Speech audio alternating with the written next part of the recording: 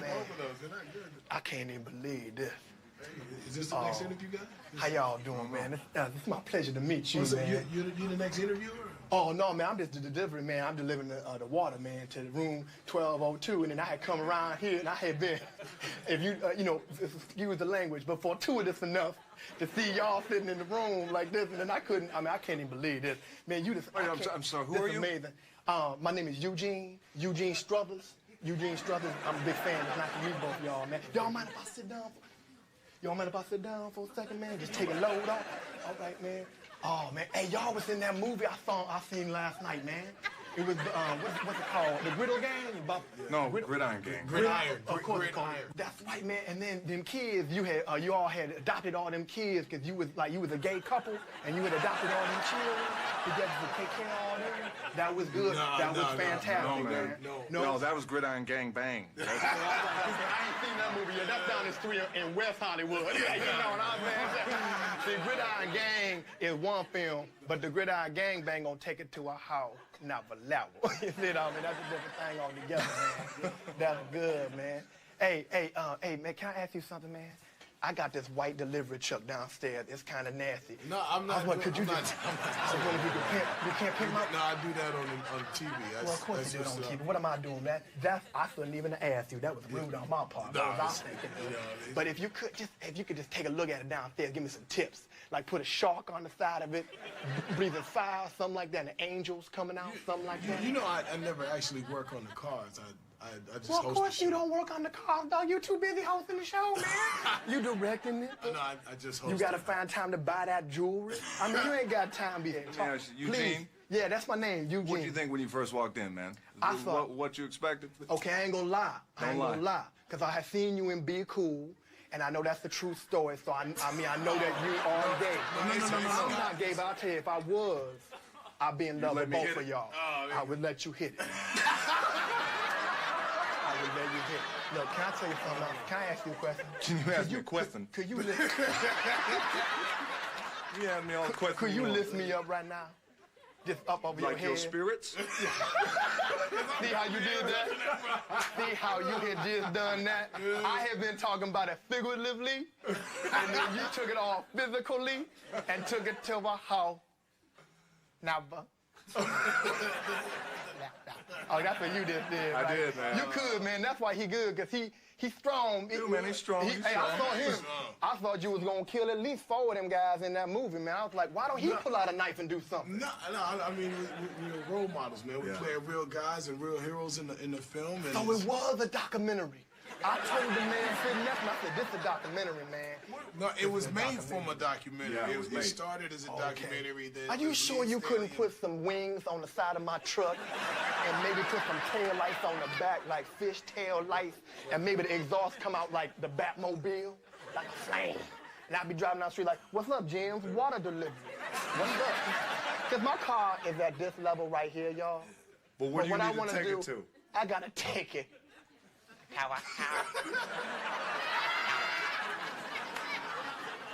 That's what I want. That's what I'm talking about. I'm going to ask you, how does one go about getting such a name as Extinct? How you do that? It's exhibit. Okay, what are you laughing at? Right. See, I was going to ask him, you got to get a little bit on that.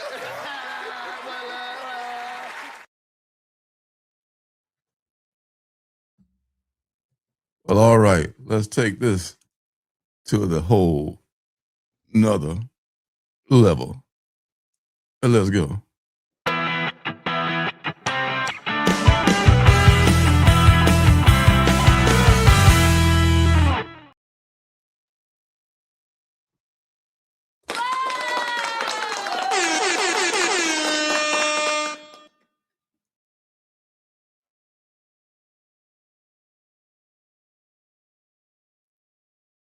Good evening, good afternoon, good morning, wherever you may be watching, whatever time it may be. I'm Lorenzo. This is my good buddy, Sir Avery of Label, one of the knights of the circular table. And we're here every week. At least someone like us is here every week. And we're doing the new Comic Book Day Indie Comics live stream. And it is brought to you by the Alternative City Shop. The Alternative City Shop is where you'll find comic books, t-shirts, and some one-of-a-kind artwork by yours truly. There are indie and superhero mystery boxes filled with comics from my collection. There are also pins and pocket mirrors made from images cut from superhero comic books. There is no YouTube sponsorships or Patreon for this show, so if you want to show your support, this is how you do it.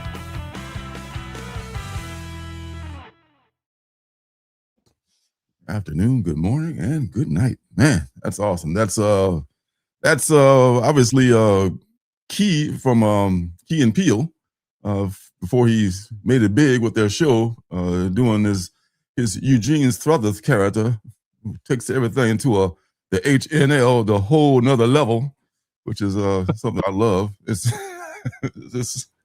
you'll see more of Eugene down the road. But anyway, how you doing there, Sir Avery of Label? I'm doing pretty well. You know, I think every week you open my eyes to something. I had never seen that character before. You never seen you heard of Key and Peele though, right? Oh yeah, for sure. The comedy team, yeah. This was before I think they may have been a team at the point, but they didn't have the show. And didn't he also another venue? Didn't he also perform the comedy routine for the White House press corps dinner one year? I want to say he did. Obama. Yeah. Well, yeah. Well, the Obama term. Yeah. That seemed like an eternity ago, doesn't it? that seemed like another lifetime. Back when I was spry. I know, right? when food tasted different and the world smelled different. Twinkies were used to be what Twinkies, you know. Twinkies were nutritious actually at that point. Oh man, that's awesome. All right, so man, I sorry I missed the hangout you guys had last night. I just thought, oh shit, I saw that. Yeah, I'm always like, you know, doing crazy shit on the night before the stream, so I barely have a little bit of time, but y'all have a good time? Never know what's going to happen. Yeah, we had a good time. Never know what's going to happen. I don't think there's any plan other than just the outline, you know, so it's whatever people show up with. I'm going to be showing off some books that I showed off there, so. Oh, okay. You'll get a chance to see them. Well, that's a good plan. I like that plan. You know, I think you plan too much, sometimes you just get too caught up in details and shit. You know, just let it fly. Make a plan. Yes. Seat of your pants. That's right, man. Seat of my pants is, man, it used to be the way I roll, but I don't know. I just feel like I need to be a little bit more structured when it comes to making the show, but we'll see how that turns out. I don't have any upsetting news to share with y'all this week. I know you're sorry, but I thought that I could find something. Nothing really big in the comics world I can think of, other than something I already forgot. Oh yeah, I started watching my Spider-Man movie so I can catch up and finally watch Brand New Day. I didn't realize. Have you seen Brand New Day, or are you planning to go see it? No, I haven't, but I just realized that I accidentally saw the movie that leads right into it just a couple weeks ago. Which one was that? On regular TV. I don't even remember what it was called, but I don't know where you are. I don't want to spoil anything. Okay, I just realized that I rewatched, or maybe watched for the first time. I couldn't tell because I feel like I watched it for the first time was Homecoming. Like, this doesn't seem familiar. It kind of seems familiar, but it doesn't seem familiar. Doctor Strange play a leading role? No. This is like when Tony Stark was still alive. This is like right after the I guess introducing Spider-Man. It begins with him introducing him. Hey, Underoos, come in. He comes in and and he gets in trouble. I'm not so involved in those films anymore that I could tell you for sure the order in which they dropped, or like you're asking me, which is the one right before the one that's in theaters. I couldn't tell you the name of it. Yes. I only know it because at the end, do you know the premise of the one in the theaters? Nope. Other than this name, Brand New Day, after that storyline that I hated when they got rid of Mary Jane and all that stuff. Yeah. Okay, so the storyline you hated was where people have forgotten that Peter Parker existed, right? Mm-hmm. Or certainly that he was Spider-Man at least, but I think it's that Peter Parker existed. So that is indeed how the premise of this new film in theaters. And so the film I recently saw contains kind of the scene with Doctor Strange where the decision is made that that's what he's going to do. And so that sets up the film to come. So I'm going to take it from your reaction that you're that's still on your to see list. I think so, because I told you I watched the first one, Homecoming, and I thought like, "But I've seen this," but it was like watching for the first time. It's like when you get old, your memory gets bad, and it's like watching stuff again for the first time. Like, yeah, it's great. I've seen this before, luckily, but I can't tell. Luckily, most of them are fun, and I don't mind seeing them again at least. So that's the thing. It was fun to see it over again, and there's like Mary Jane is called MJ. Her name is Michelle, and I've forgotten about that. Oh, she's not Mary Jane. She's just MJ, and her name is Michelle. Okay, and at the end, she really kind of introduces herself because she was kind of like a cameo appearance the whole movie because she's not his girlfriend. She's kind of like this like girl that sits by herself and just watches everything from a distance, because he's trying to hit on Liz. Liz, who's and Liz, of course, I'm going to spoil people who haven't even seen that. They're all out there, but Liz plays a big role. She's the Vulture's daughter. So yeah, of course, let's continue that line. Yeah. Oh wow. And I don't even remember Michael Keaton as the Vulture. Like, damn, Michael Keaton was. So you do have a film or two to go before you're caught up in the Spider-Man. I think I watched the one after Homecoming, which is a long way from home, or far from home. I think is when they're off in, I think, England, and Mysterio was there because I remember Mysterio. I remember liking Mysterio, so I've seen that one. But I don't think I've seen one after that. Yes, there's the one after that. That's the one that leads into the one currently in theaters. Yes, that's No Way Home. I want to say, and that's the one I want to pay $3.99 and watch it probably tonight or tomorrow night. And quick sidebar too. Have you seen Spider-Man Noir with Nicolas Cage? I did watch all of that finally. Yeah, yeah. What'd you think? Thumbs up, thumbs down. It's on my list. I haven't seen it yet. Thumbs up, but it didn't blow me away. I mean, I love the presentation is beautiful. The cinematography, the black and white options are, you can watch it in black and white or color. That's great. Oh, I forgot about that. Yeah. I was a little let down in the end, but I won't spoil it. And I didn't hate it. Okay. I don't really hate anything. I haven't hated anything and just been like, meh and great. So that sucked. Have you had a chance to watch the Noir? No, I have not. No. I have, it's weird. I have several subscription services. I don't really consider Prime to be one of them. Even though I'm a Prime member, I don't often wander into Prime Video very often. You consider that your delivery service and when movies. I shop at Amazon. I don't watch at Amazon kind of thing, which is kind of too bad because they have some good stuff. Aren't they? Don't they do Fallout or not? Yeah, Fallout. I think so. Wasn't it? Yeah. I think so. Oh, I gotta watch that. Yeah. I don't know about this season, but they also used to stream, live women's soccer, which I'm all about. So anyway. They have occasional football and baseball games and basketball games. Yeah, they got the boys. They used to have like Friday night football, I think they had at one point, NFL, but I don't remember now. Those things change all the time. The sports are so like hoarded out, I guess, around every network that they're all like bidding to have games on their networks now. So every network has every sport you can imagine at some point. Every big game is like singled out. And if I'm not mistaken, even YouTube itself now has a sports package you can sign up for NFL. I think. I don't know. It changes every year. I know. I mean, you can really, if you got MLB, there's going to be other games that you can't even watch, even though you have MLB. If you got the NFL, you probably can't even watch that if it's on, I guess, on Prime or Netflix.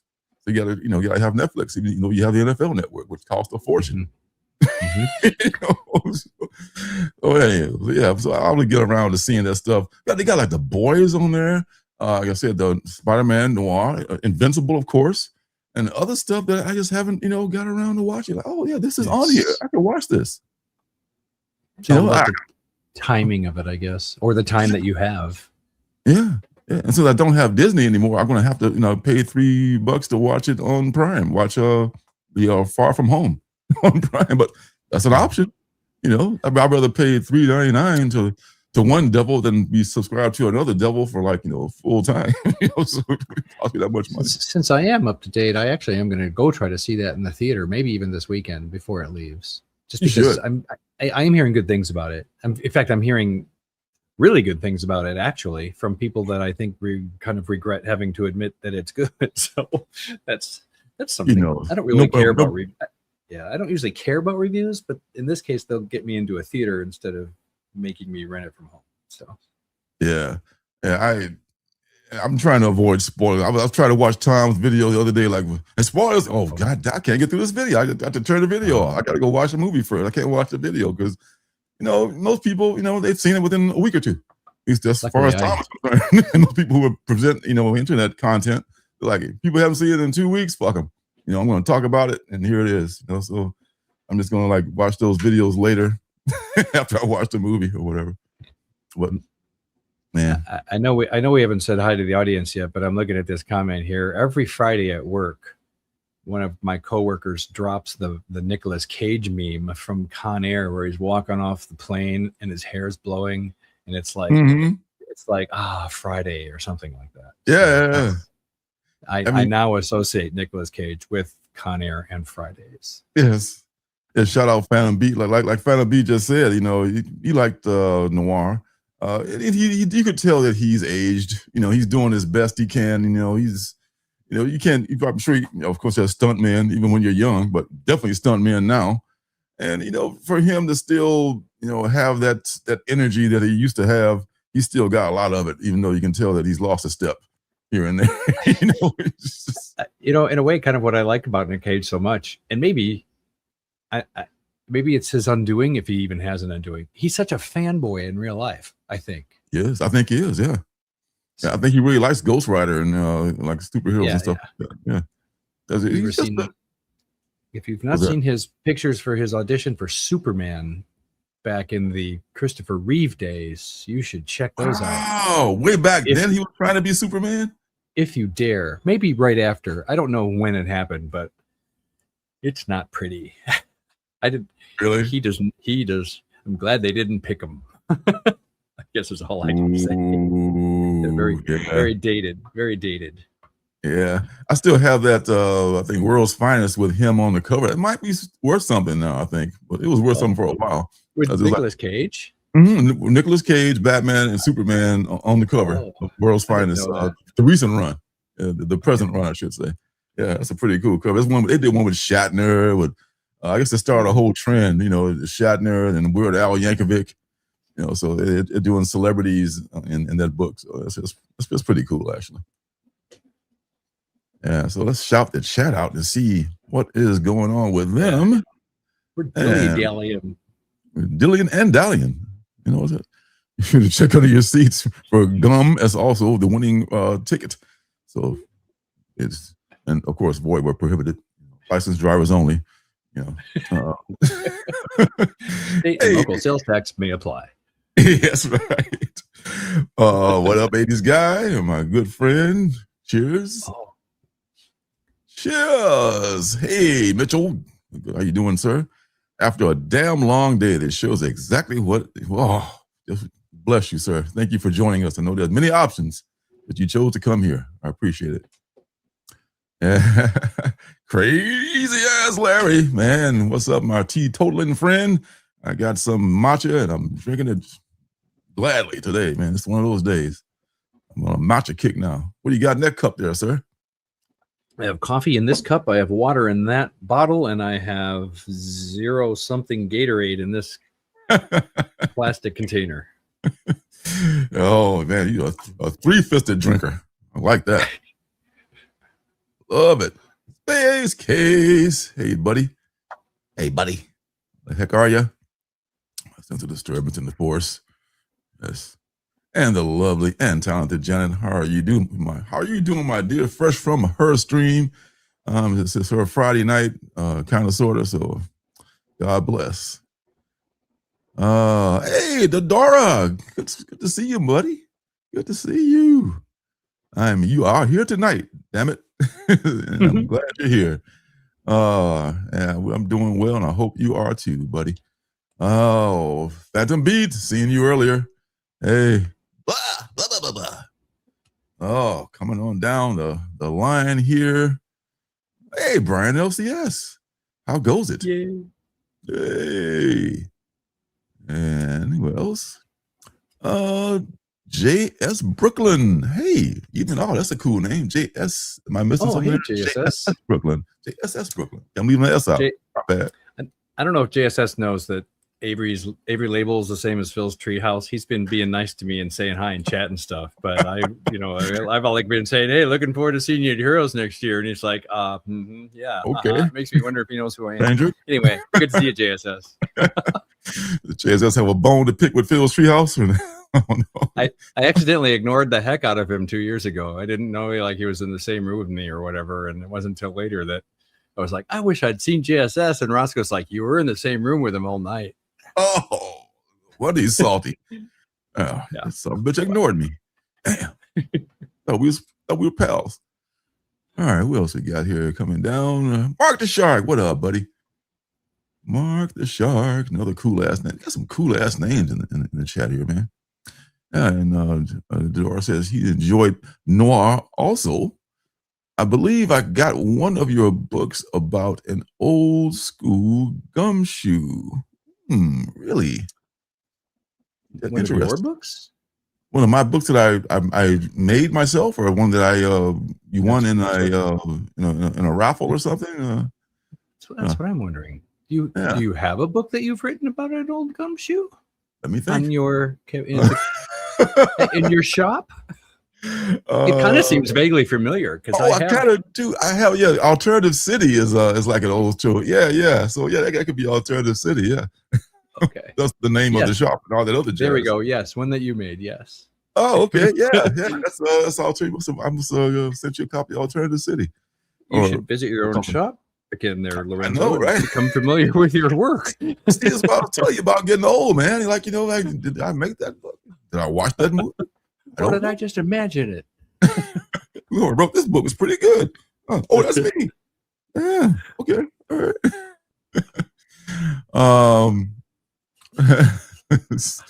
As Phantom B once again, did you like Tim Burton's light up Superman suit?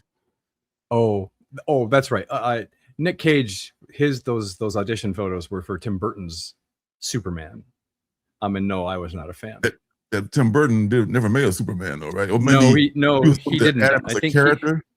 He was sniffing around, and I don't know what happened anymore. It's been so long. I'll pull up photos of it and share my screen. Well, I think maybe when Burton was doing Batman, maybe he wanted to introduce Superman you know what? That as a character. Point. Yeah, because and maybe DC didn't want that to happen or something, because they're pretty protective over Superman. That's their their bread and butter. Batman is more popular, it seems, but Superman is like the guy. He's a legacy guy from way back. It's not pretty. Not good. Part of it is it's just bad lighting. There we go. You found it? Yeah, I'm going to share my screen here. Okay. Is it bad? Very bad. Let's see. Oh, there. Oh, let me get this going right. Oh my God. Oh my God. Oh. It's like, is that Alice Cooper? Yeah, hold on. Here's another one. Oh, that would have been a mistake.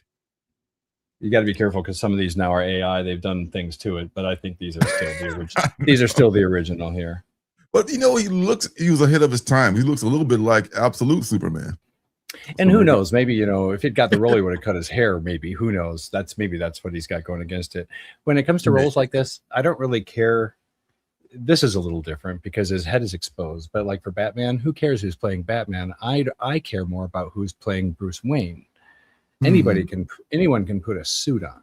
That's true. It's like who plays the alter ego captures my interest. Anyway, there. And how do you play it? Sorry to spoil your appetite. That was good. I mean, if I had seen that, I'd forgotten about it.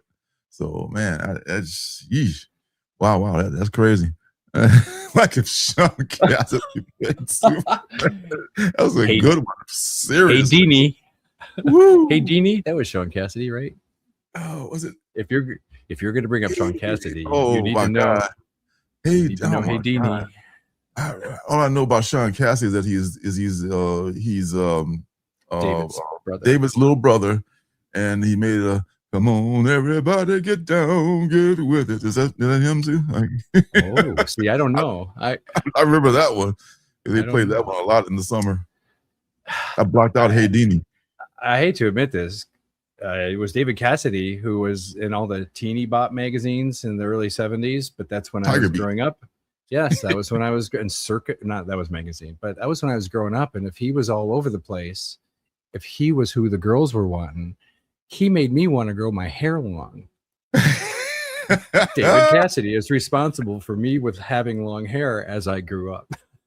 Probably for way too long. I had long hair. Oh, but God. It's all because of him.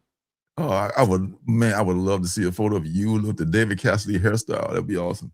Well, his was long and straight, and mine was long and way too curly. I got too curly. I got mistaken for a girl way too many times because of my long flowing locks. Oh, probably had nice legs too, I'm sure.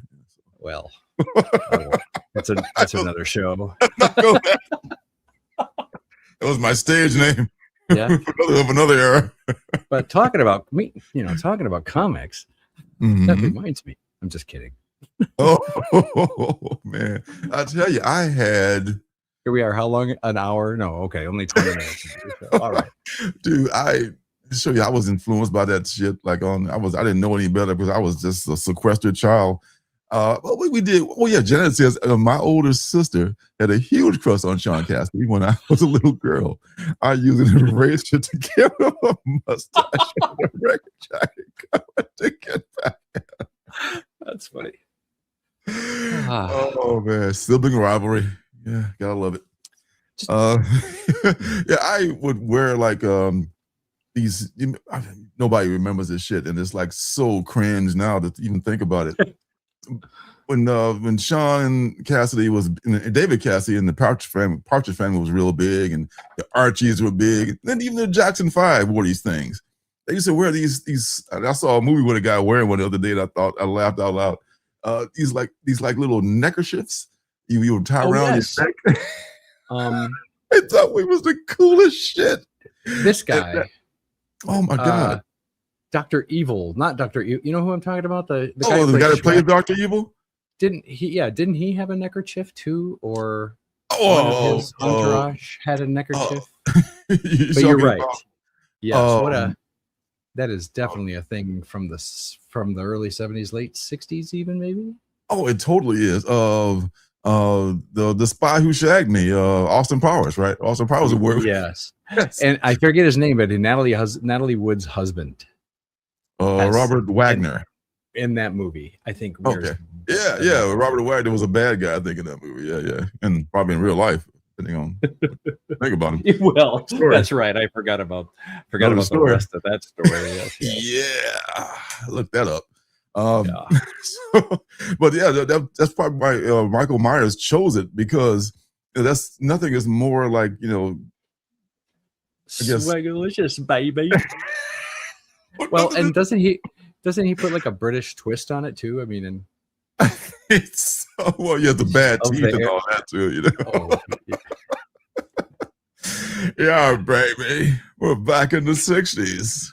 Yeah, when we wore neckerchiefs around our neck and bell-bottom pants and high-heel shoes for men. Yeah, so that was a time, baby.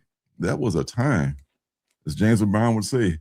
That was a time. Yes. And I used to play. Yes, sir. Anyways, let's go on and get off of this stuff here and talk about some comics. That's what everyone's here for, right?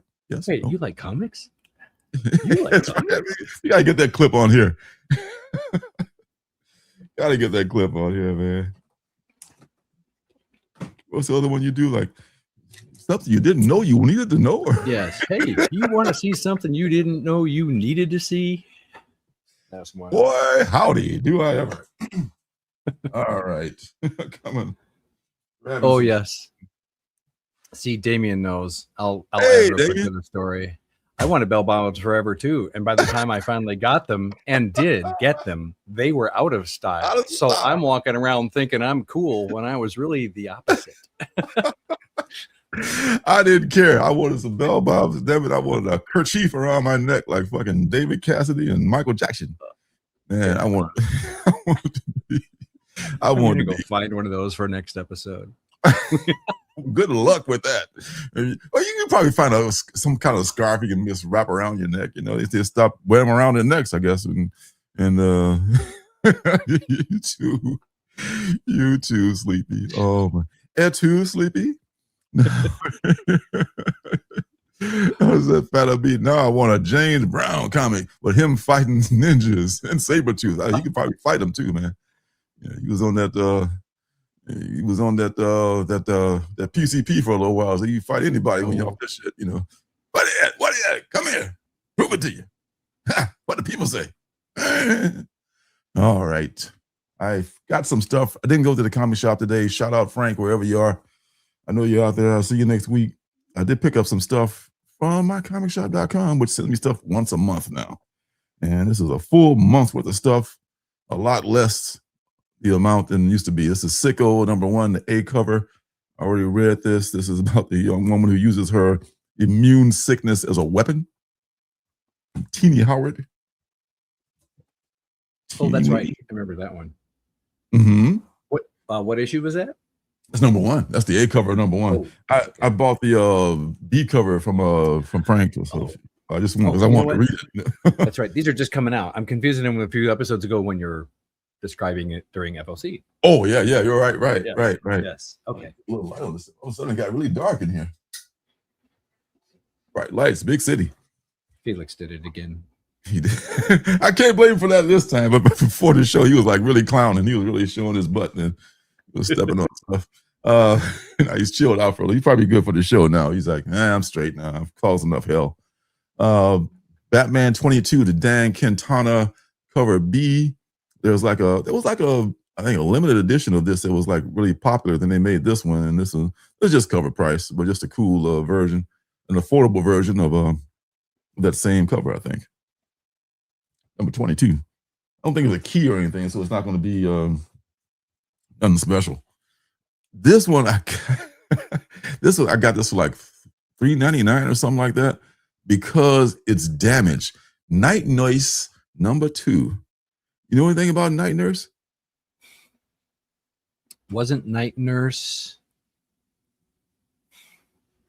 in a Marvel property? Daredevil? Yes. They kind of called what's her name? My girl who married Cory Booker. I want to say Rae Dawn Chong, but it's not her. Right. It's Cory Booker's. Cory Booker's ex. Yes, her. Yes, who played the Star Wars lady with the long things. Ahsoka Tano. Yes, whose name is I'm sure y'all know the name because I'm old and I can't remember that name right now, but I'll think of it later on. She was cut from Brand New Day. Was she cut from Brand New Day? Was she? Oh, well, that kind of makes sense if they're bringing back older characters. Well, I don't know. I haven't seen it, but it's not like he's going back in time. Although maybe he is. No Peter Parker ever? I don't know. I haven't seen it. I can't spoil it. Oh yeah, you haven't seen it. If it's just that he has never existed, then he can go back to present day and just never existed. It's not like he has to go back in time and never exist. Night Nurse is kind of like a running joke. I mean, I had #1. I think I had maybe at 1 through 4. Rosario Dawson. That's her name. Rosario Dawson. There you go. Rosario Dawson. I want to say I know her though. What put her on my radar was a Kevin Smith movie, but I can't now remember. Yeah, she was in one of his Clerks movies, wasn't she? I don't remember where I saw her first. I fell in love with her instantly. Oh, boo, Cory Booker. Turncoat. Wait a minute. She wasn't in Rent, was she? She's not a she singer, was is a she? kid. She was that wasn't a Kids was not a Kevin Smith movie. That was like some other dude. Oh. And Kids was pretty explicit too. If he had like kids doing terrible things to each other and shit. It was a pretty decent movie. I think what's her name? Well, she got a big break in there too. I think Tori Savigny. She also was in there. There's a lot of young up and coming stars in there. But they did call her the night nurse. She was in Clerks 2 and briefly in 3, says Dodora. Oh, okay. Yeah, she was in Clerks 2. Yeah. I think Backstage. Yes, we know what you don't like Cory Booker. Hey, that's Jenny. What's up, Jenny? Oh. Watching fireworks. Okay, listen to you. Nice combo. It's really good pizza and a Coke. You just can't beat that, huh? That's like multitasking. Fun time multitasking. So anyway, this night nurse thing here. I mean, 1 through 4. They're like one of the first comics I can think of that are rare, but I think the reason they're so valuable is because they're so rare. So the low print run and bad. I want to say this is Stan Lee's way of was bringing when they were trying to bring more women into the comics. They made the cat, the claws of the cat. Yes. The claws of the cat is and what's some other Sheena the She-Devil or something. One of those She-Devil characters, and Night Nurse was one of them. And it was just so bad. It was a 4-issue series. I mean, it probably meant to be an ongoing, but it was just they had to kill it after 4 issues. But the number 1 is worth a lot. You can get it in high grade condition is the thing. If you get it in high grade condition, that whole run is worth a lot because of the scarcity and the notoriety of it being such a bad book. But this one was only $4 because it's missing page 15 or something like that. And other than that, it's pretty damn. It's like BG fine. What year is it from? Era? Bronze is the 20th center book, so it's probably 73, 33-ish. That kind of a time, So I just for novelty's sake, I got it. It's almost unreadable. I mean, as far as to have been around and figure out what made them want to publish a night nurse comic book. Is there a crossover in there that they felt might be necessary but they weren't doing story arcs like that back then, crossover events and things like that. I believe it's Stan Lee's version of what a heroic woman should be, because he had a very antiquated view of women. The way he wrote women, and so he's a man of a certain age from a certain time. Women are damsels in distresses, and just like people that you rescue from situations, not like they're nurses, right? The reggae artist Gregory Isaacs recorded one of the biggest songs, Night Nurse. Really, I didn't know that. I have to look that up. See, I didn't know that. I have to look that up. I never heard that song. Man, I've never heard of Gregory Isaacs either. So, man, thank you for educating me, 80s guy. I have to check that out. But man, I have to put it on while I'm reading this. Just like as a theme song. But man, that's just for collectability and I can't afford. In mint condition, that book would probably be a couple $100, and number 1 would probably be like $400. So crazy, not a great book, but kind of like Fast Willie Jackson. I kind of want to own that because it's just so cheesy, But they're worth a lot of money because there's so few of them out there. But they're just not good books. Not for us reading. It was like an Archie ripoff, and this is like a God knows what ripoff. Right? Is it more of a novelty buy or a nostalgia buy? Definitely for me, yeah. And if I was to get a same a damaged copy of Fast Willie Jackson, I'd jump on it. And if I had bought this, I just happened to bounce on it, somebody else would have bought it, because just unobtainable unless you want to spend a bunch of money, and it's not really a book that unless you really want it. Unless you're like one of those big baller collectibles, you just gotta have every rare thing, and you got the money to do it, and you're not gonna pay like $400 for a book that you don't like. That's not a good book to begin with. So many that you do, right? Oh my God, there's so many to choose from that you do. Yeah. Rob Liefeld's Bad Rock, which I really didn't care about until I saw a Brett Bean cover. Brett Bean is doing this doing a cover for Rob Liefeld's Bad Rock, so I like it. I was that sleepy. I confess to enjoying some Millie the Model. Nope. Hey, quiet as kept. Janet and I used to watch Desperate Housewives a lot, so I'm not ashamed to admit it. There, I said it out loud. It's like, sometimes some stuff is just funny. That's your guilty pleasure, you know. Terry Hatcher.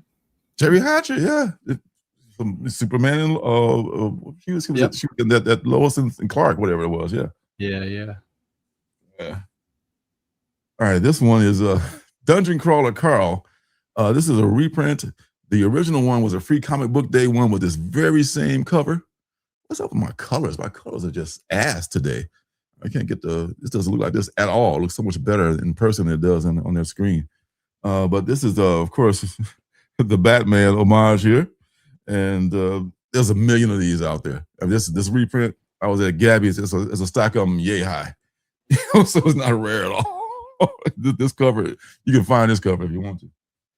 The original one, that's the one that's worth $100. That's the free comic book day one.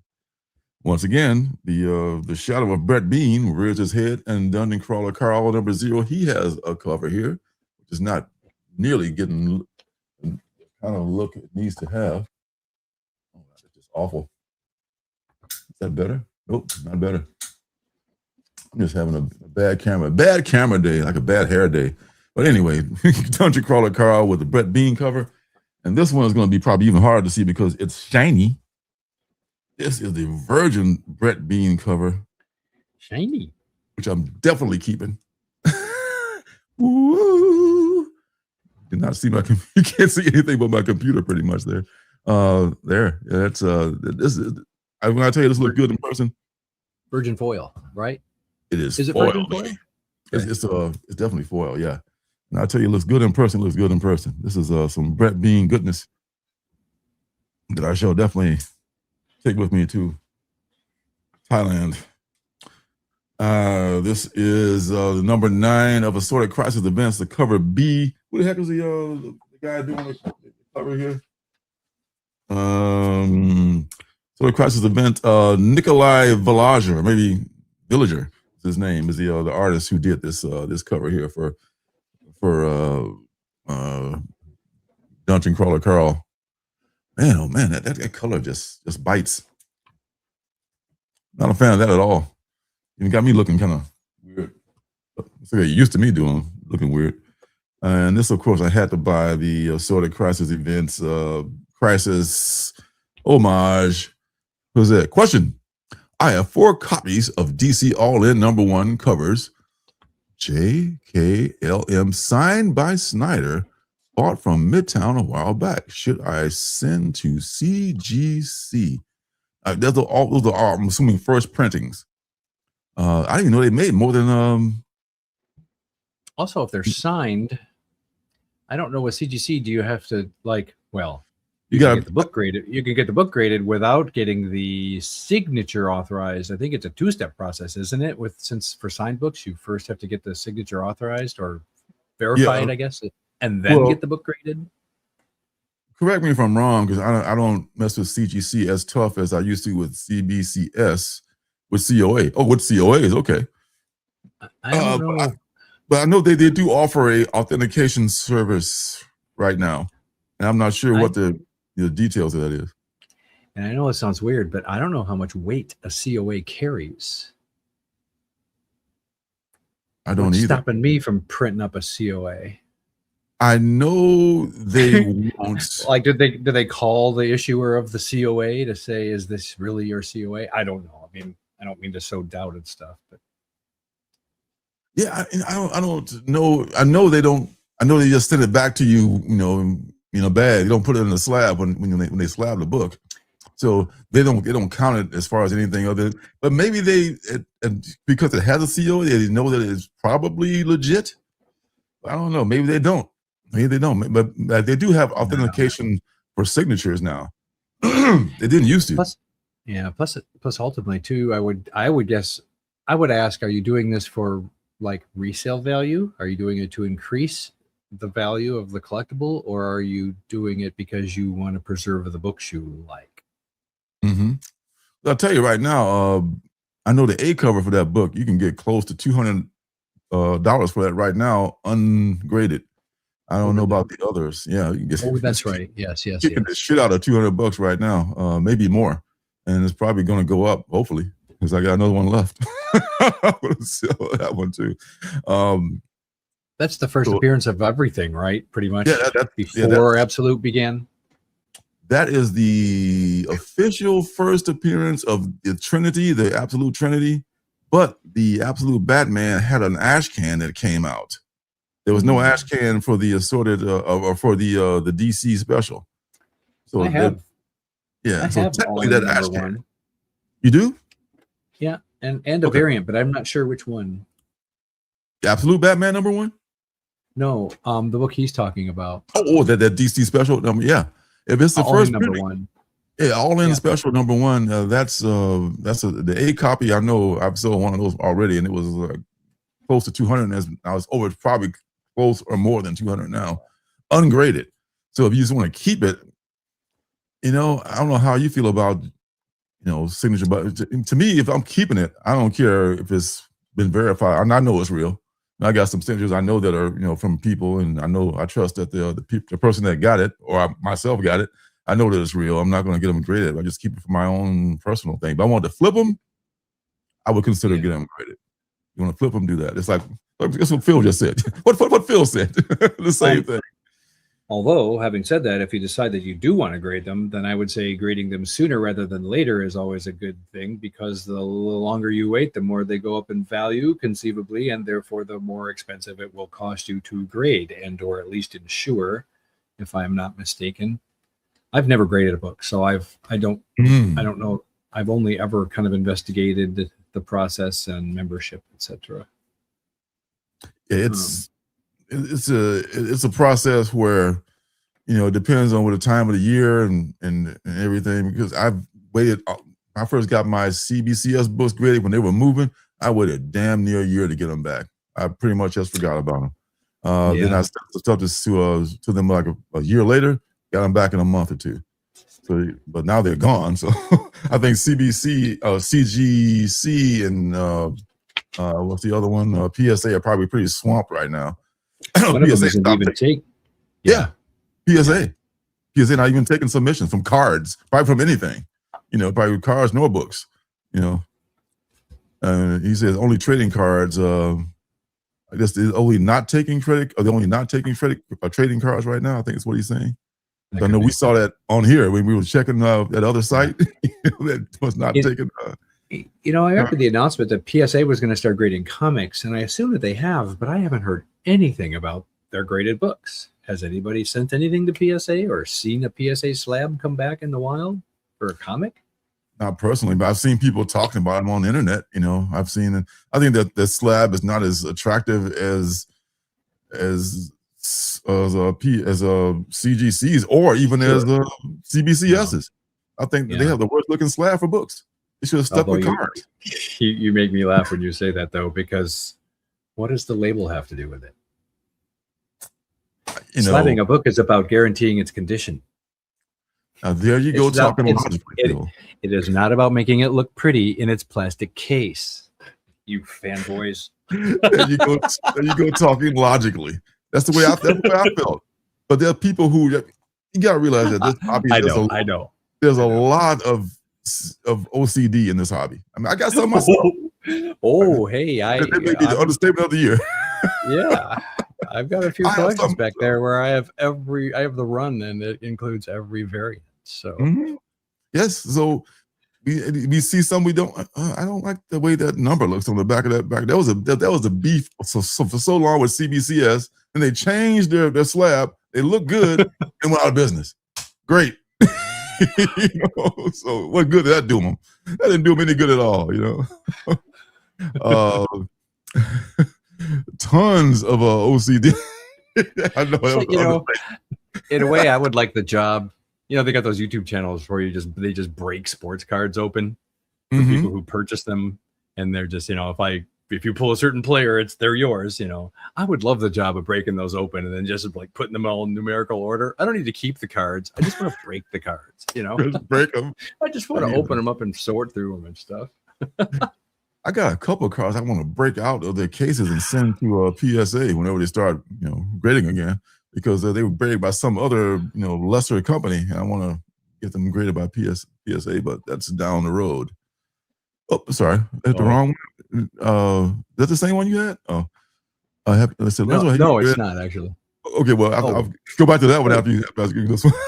we got both of us being trigger happy. Oh, with Clayface. Oh. I heard about it. I mean, I got to catch up on Clayface like. Oh, but I've got like about 5 issues behind on Absolute Batman because I've been reading indies instead of that. But I need to catch up on that. And I can't wait because I've heard, like you said, Mark, how's it going? That it is pretty awesome.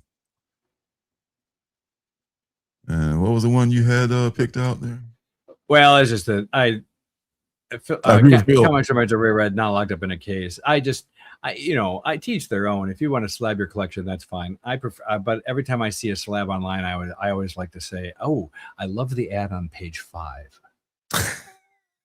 They will never be able to know what the ad on page 5 is. Well, that is why we have reading copies, my friends. Yeah, yes. Reading copies are in shit shape, or my friend, the facsimile. I love the facsimile. That way I can just read the shit out of the facsimile and have it, and not worried about what's in there. But it has to be a big enough book to merit a facsimile. Yeah. I assume facsimiles too, because I don't get them generally, that they reprint the letters pages as well. Mm-hmm. They do reprint everything in there. A good facsimile does. DC does it. They do facsimiles better than anybody. DC does great facsimiles. Marvel usually does a facsimile, but they put the barcode on the front, and they but DC uses a newsprint, paper, and puts the barcode on the back, and it reprints every ad from the. I remember when Marvel did reprinted Ultimate Fallout 4. There were people trying to pass it off on eBay as the real deal, and people were falling for it. Yeah, because it's such a subtle difference, and especially that modern of a book. It's like, what's that? One red bar behind the word Marvel is the only difference. The only difference was the red Marvel logo on the front cover, I think. Mm-hmm. Yeah. So that's there's that. All right. Where was I? Oh, here we go. Minotaur, which I talked about I think it was a penultimate book. It was like a month ago because I only get this once a month. So just the Venom number 3 is hard to tell. Yes, exactly. That white cover. Yeah, I know what you're talking about. Yep. Minotaur, I can't wait to read this. This is a good book. I mean, just the cold open, they called it, the free comic book day version was good to me. Wait to read that. Dispatched, that's going to be in the curated list today. I won't talk about it, but it's coming. Number 2 is just coming out next week. So this is about a delivery UPS FedEx driver that gets caught up in some shit, and he has to like MacGyver his way out of it with the packages in his truck. So there's what's in this thing? I don't know. I'm thinking all of a sudden of Tom Hanks in Castaway, with only what packages were left on the island.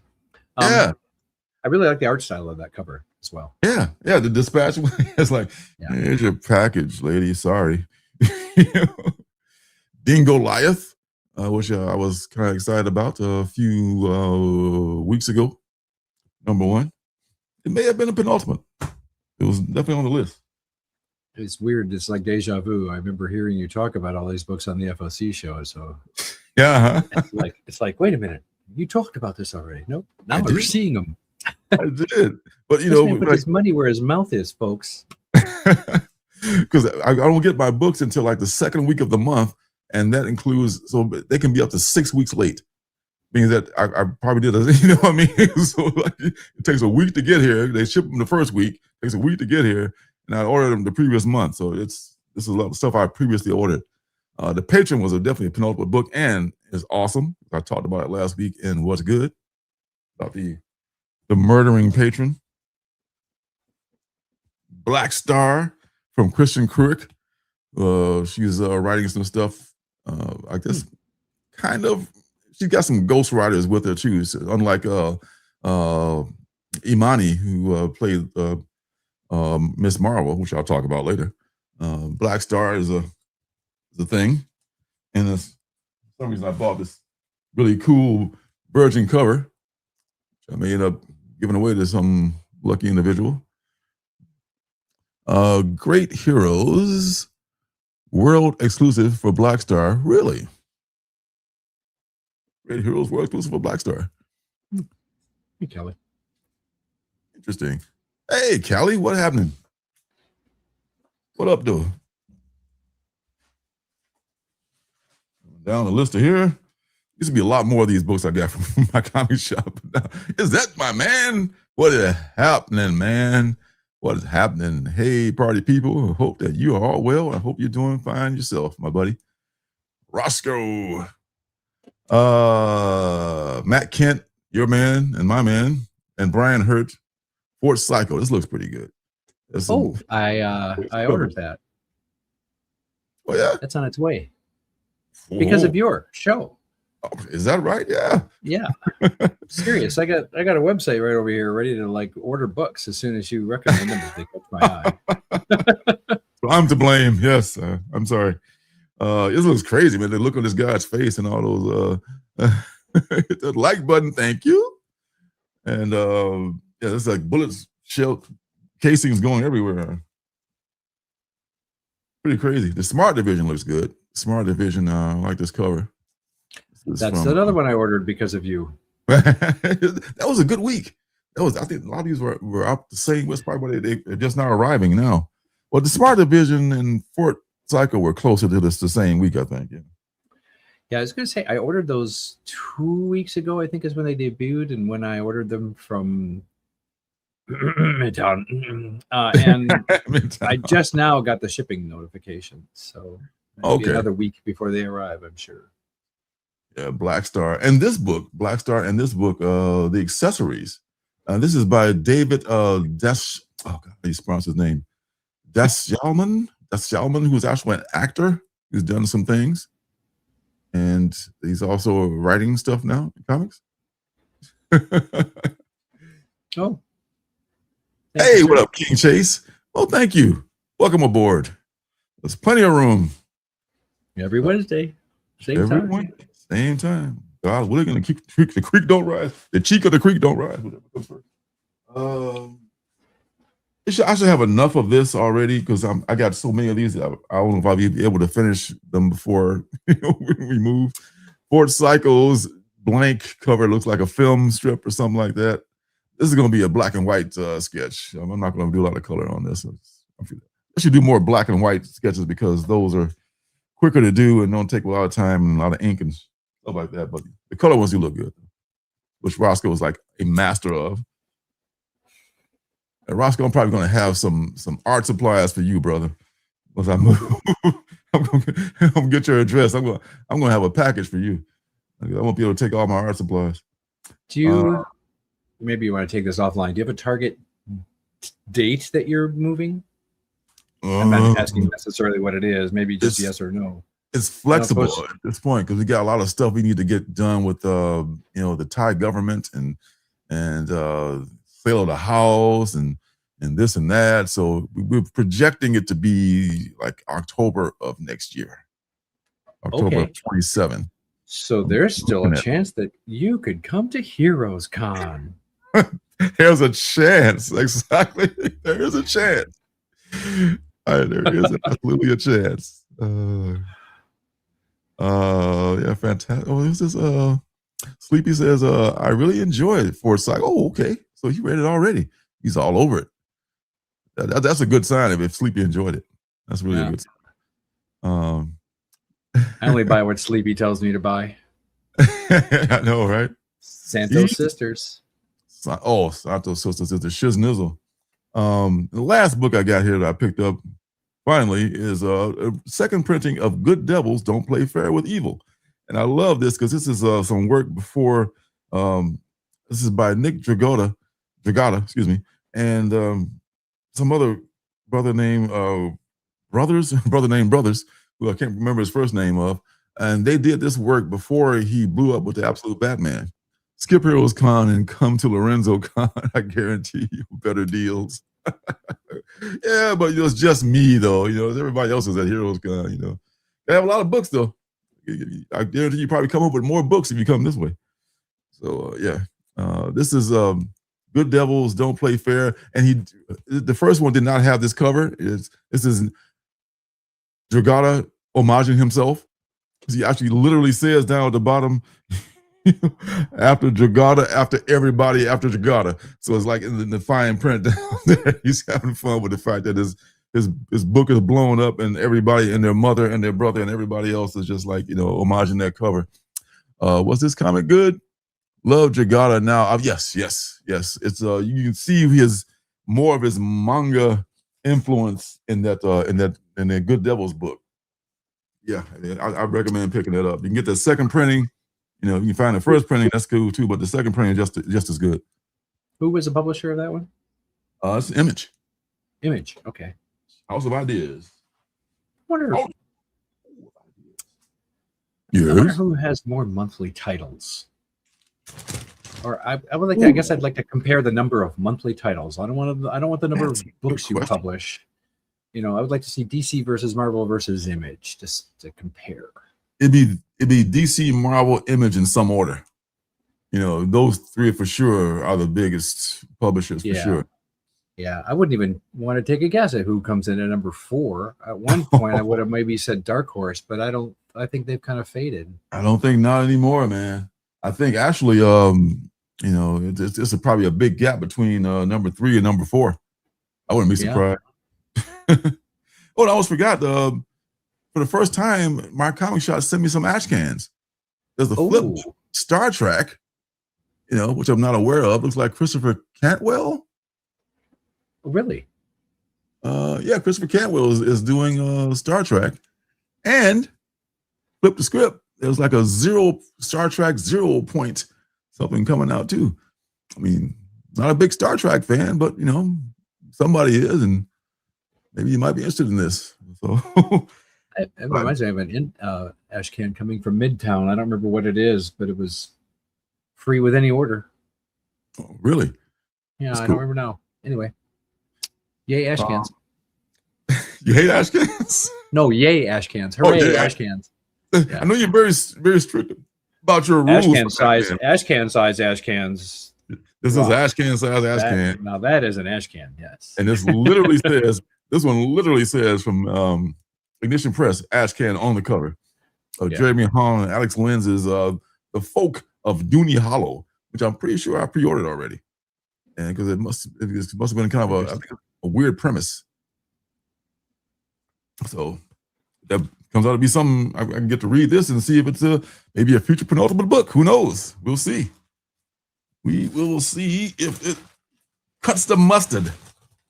I know this week's penultimate book was definitely in a preview of one of the books I just read. Teaser, spoiler, and all that jazz.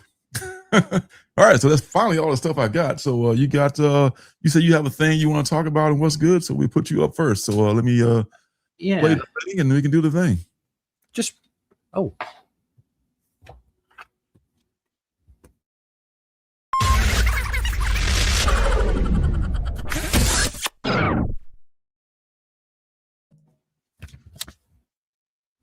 And let me see, switch around here. Go for it. I don't know if Roscoe's still in the audience. I can't remember where we met this guy. I just wanted to shout out a creator and his website. He seems to be, based on the number of published works on his own website, rather prolific. Tons of stuff to look at. The website is Superhero Comics, just like superhero, only with a Z. I'll show you the back cover of one of those books. I'm not sure how well lit I am, but Roscoe and I encountered him at either Heroes Con or Motor City. I can't remember which one. I think it was Motor City. Roscoe will remind me. Anyway, the creator's name, and the only creator, he writes and draws his own stuff at Superhero Comics. His name is Mahdi Keen. I'll spell that. Mahdi Keen, Khene. I'll show you favorite pictures from 4 books that I have. Okay. I just went on his website and ordered everything that was available, including a piece of original art, which was decently priced, I thought. So here's the first book. Here is some sample of the art in there. And again, I apologize if this isn't coming through wonderful. Here is the second book. Oh, that was called The Adventures of Clive Danger. The second book, I Don't Care About You. Sample. Wow. His art is, I would call pretty chaotic, I guess. Yeah, in a way that I really like. This is issue 1 of a series that he's got on his site, and if I'm not mistaken, he is taking pre-orders for maybe a trade paperback. This is called Steel Streets, and here is a sample of the inside. Ooh, cool. And then the last one, and this is the book that actually caught our attention, is called Bootleg Batman. And after looking through this book here, I think this might have been what put him on anybody's radar. Bootleg Batman. Bootleg Batman. Yes, but this is kind of a play on words, because while Batman is indeed in this comic book, and hence it is a bootleg Batman comic book, the comic itself is about a guy running around posing as Batman, i.e. a bootleg Batman. Wow. So the real Batman, the book opens with the real Batman giving a bootleg Batman a hard time for being a bootleg Batman. if I understand it correctly. Here is an interior shot, and one of these is the original art and one of these pages is the original art page that I bought. So you bought the original, you bought the Robin original art page, maybe? Well, it might have been that one, but it also might have been that one. But you bought one of them. Yeah. Okay. So again, that's bootleg Batman, and I'm not sure, but I'm not even sure. I don't even think this is available on his website at the moment, which is too bad. Anyway, once again, the creator's name is, here, I'll show the inside of this page so you can see it, is Monty Keene. And superherocomics.com, superhero with a Z is the website. Superhero, one more time, superhero comics, ZUPERHERO comics.com. Oh my God. Yeah, I want that bootleg Batman for sure. I mean, just the idea is such a double meaning, you know. I am the bootleg Batman, and this book is a bootleg Batman book. Here's how it opens. This is a bootleg Batman being roughed up by the real Batman that you will notice. And Alfred is in on it too. Alfred's in on it. Bootleg Alfred.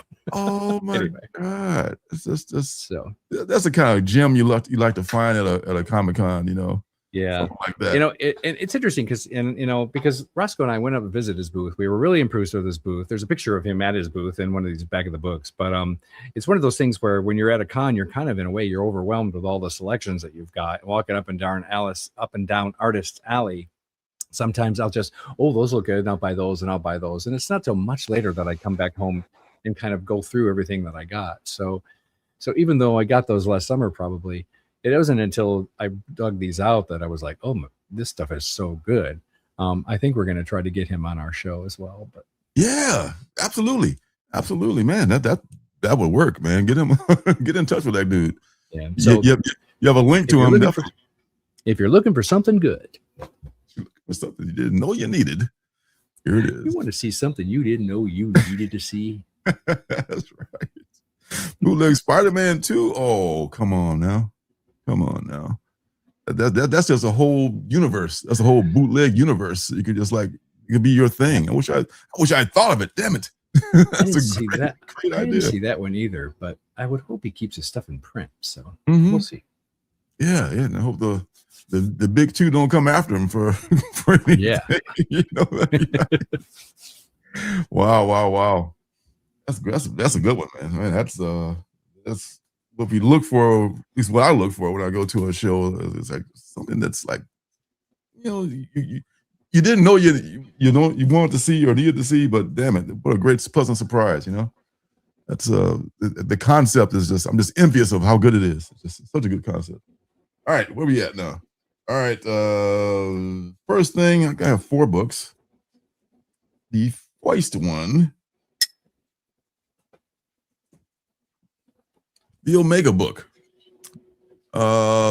I know it was wrong. I had that light on over there. That's why it doesn't look as bad now. I ordered this one too because of you. Did you?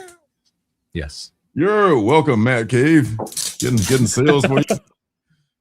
That's getting no commission, but getting all kinds of sales. Send Lorenzo 39.9 cents. That's right. That's my 10% commission. Damn it. This is from James Patrick, who is the writer. Artist and colorist is Paulie Junquera. Letterer is Pat Brusso, and the logo design from Rico Renzi.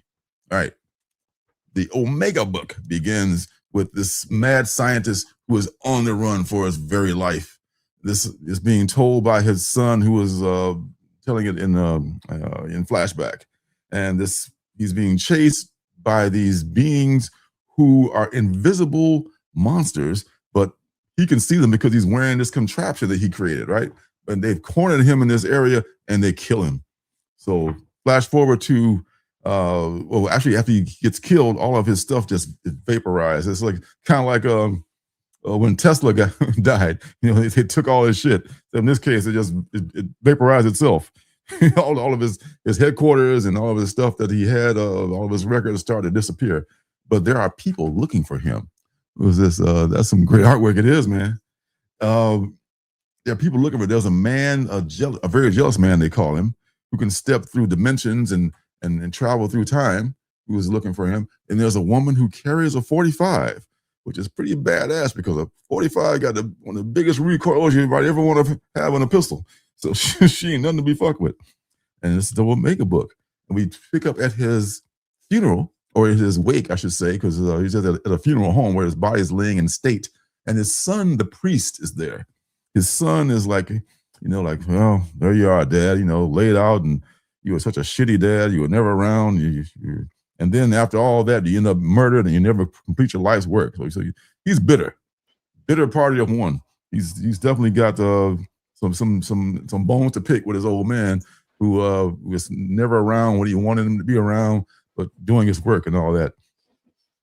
All right, so an executor of his dad's will shows up at the funeral home and says, thank God I found you.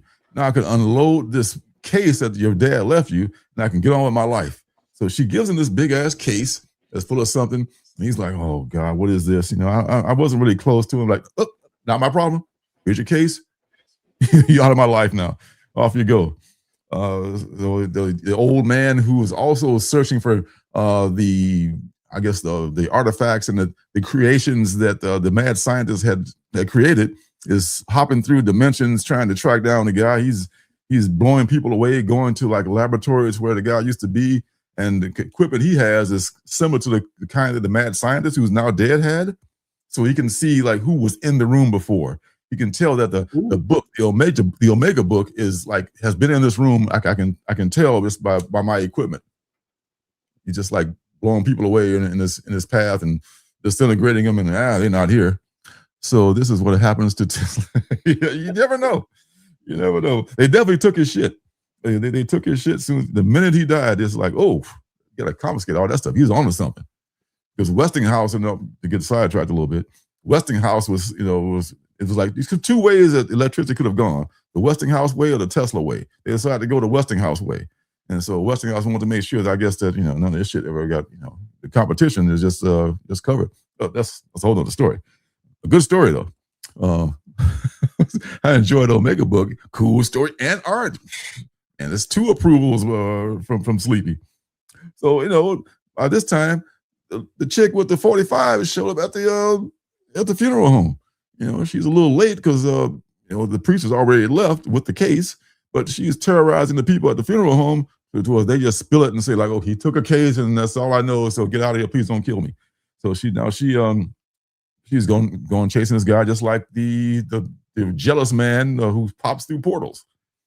The priest goes into the hotel room where he's staying for his father's funeral, opens the case, and finds a bunch of contraptions he doesn't understand. Like, oh, great, Dad. You know, this was what have you stuck me with now, you fucking loser. I don't want this stuff. I'm just going to throw it in the alley and, I don't even care. Well, I'll take a look inside these goggles that you left just to see that your life was a waste and a fraud. And I'm just going to see what's going on just to drive it home that, you were just full of shit from the beginning. And what he sees terrifies and fascinates him. He can actually see all the secrets of the universe, and they're just laid out in front of him. He can see gravity. He can see all kinds of shit that he could never imagine before. He just think about what he wants to see and find it. Travel in time, go back to different places, work out equations and shit like that. So it's like, oh God, shit. Maybe Dad was onto something. Maybe he wasn't such a loser after all.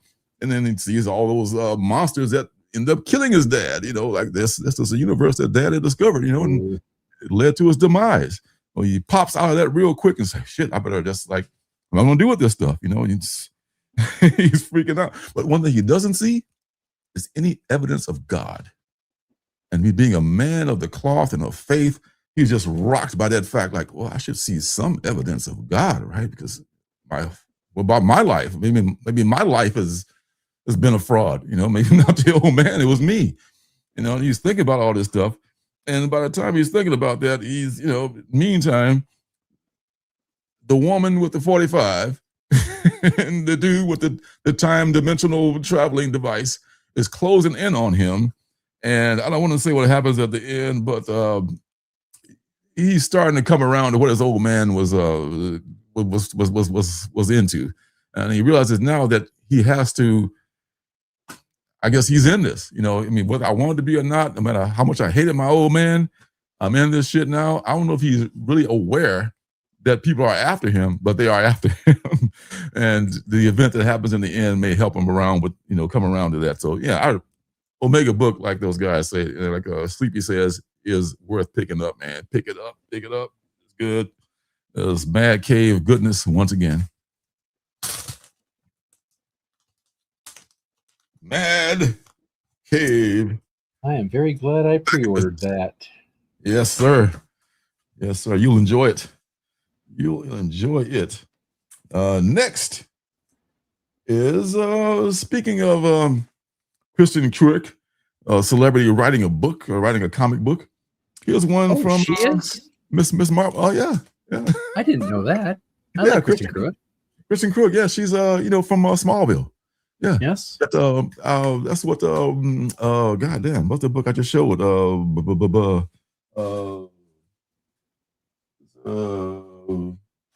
Man commented on it, but yeah, she's the co-writer on that book.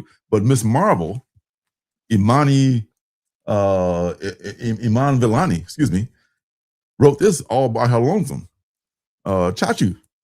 It is written by her. And the artist is Mariana Ignazi, colorist Jordi Belair, letterer Lucas Gattoni. This is well done.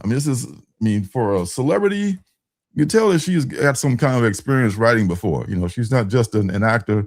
She's got, and I would bet that this is going to somehow come into some kind of a project. She's already got a foot in the entertainment industry.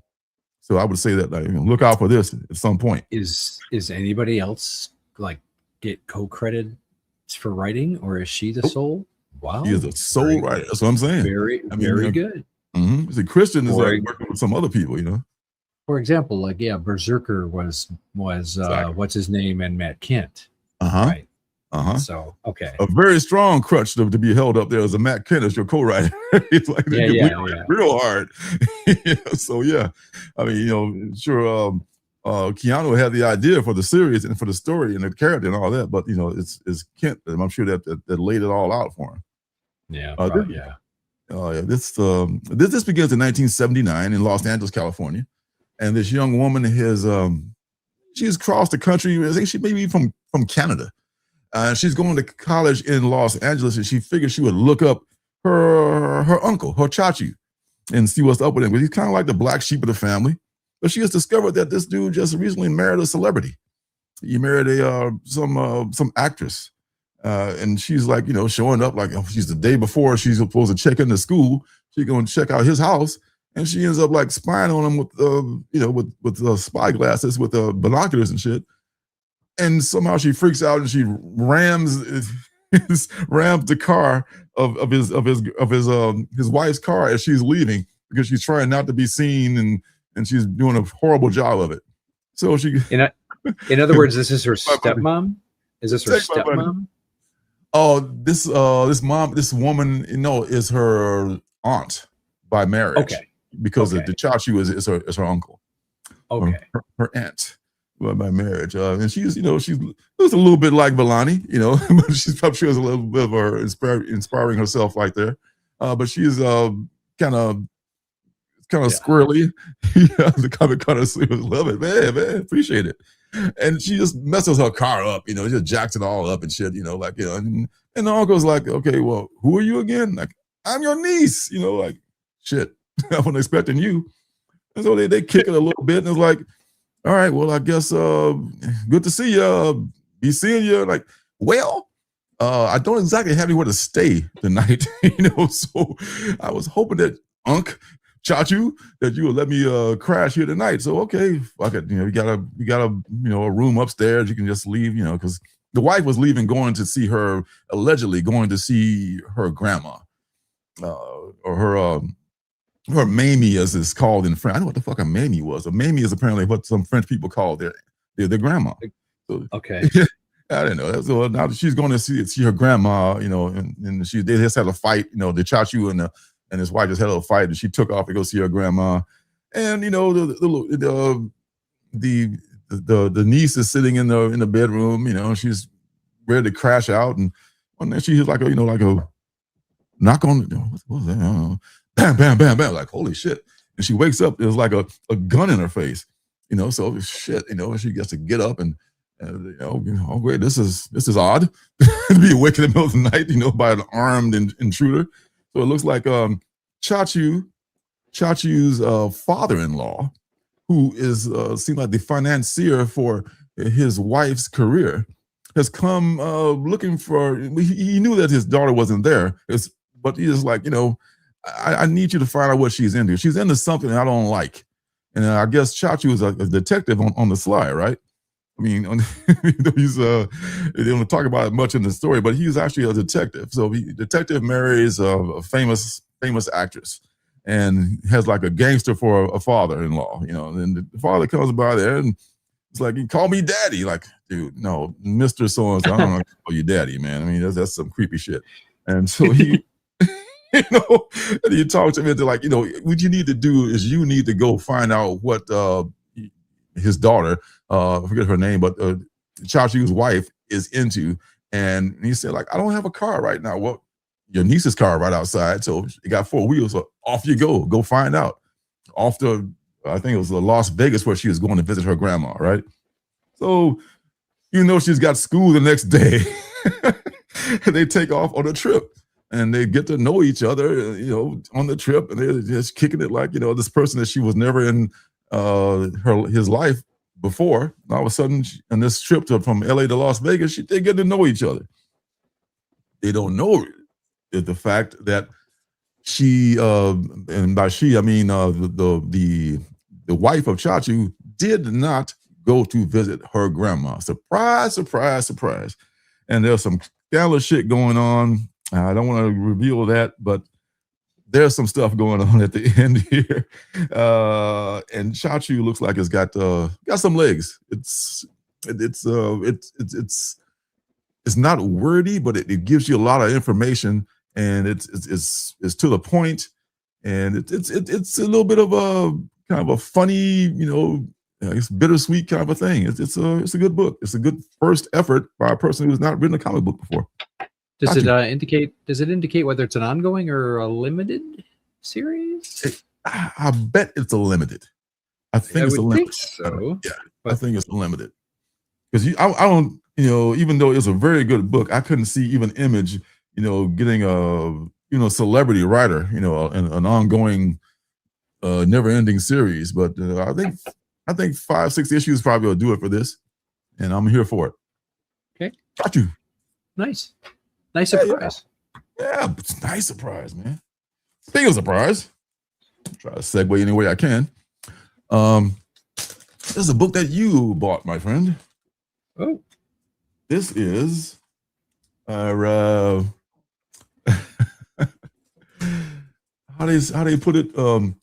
3W Foundations. Oh, I was just looking through that this morning. Yes. Did you get a chance to finish it? No, I haven't yet.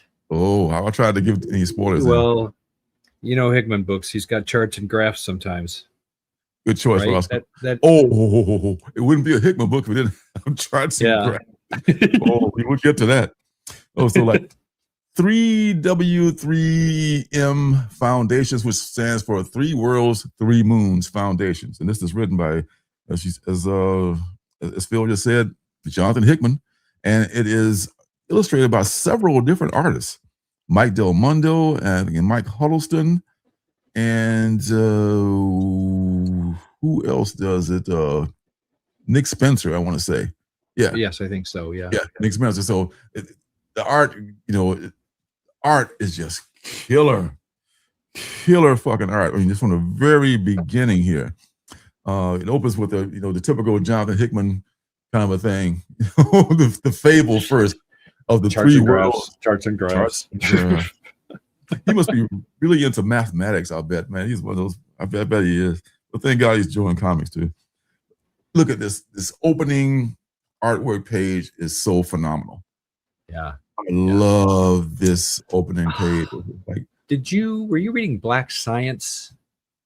Do you remember that title from Image? I don't remember if Hickman was. I don't know if Hickman was writing it. It might have been. It was kind of hard sci-fi. And if I'm not mistaken, the main character, the protagonist, was quite the asshole. But he was the protagonist. Yeah. The art reminds me of Black Science. Oh, okay. That name does ring a bell a bit, but I can't recall it right now. I probably read it. Saga-esque, and I don't mean like the titles. I don't mean the title saga. I just mean big art. Good art. yes, that's what Saga is. Yeah, so this is like, it begins, there are 3 worlds and 3 moons. One world has no moons, one world has 1 moon, one world has 2 moons. And there's the world where this man and his little son habitate. They live on this planet with 2 moons. And his dad is like telling him a bedtime story because dad's going to be leaving tomorrow to go to one of those 2 moons to explore. And you see the kids wearing the helmet and everything, and they show the history of the moons and the worlds, and they give the names of them and everything. And the kid is like, well, Dad, be safe out there. And why do you wear helmets? Because there's no air up there, son. They have to wear a helmet because there's no air.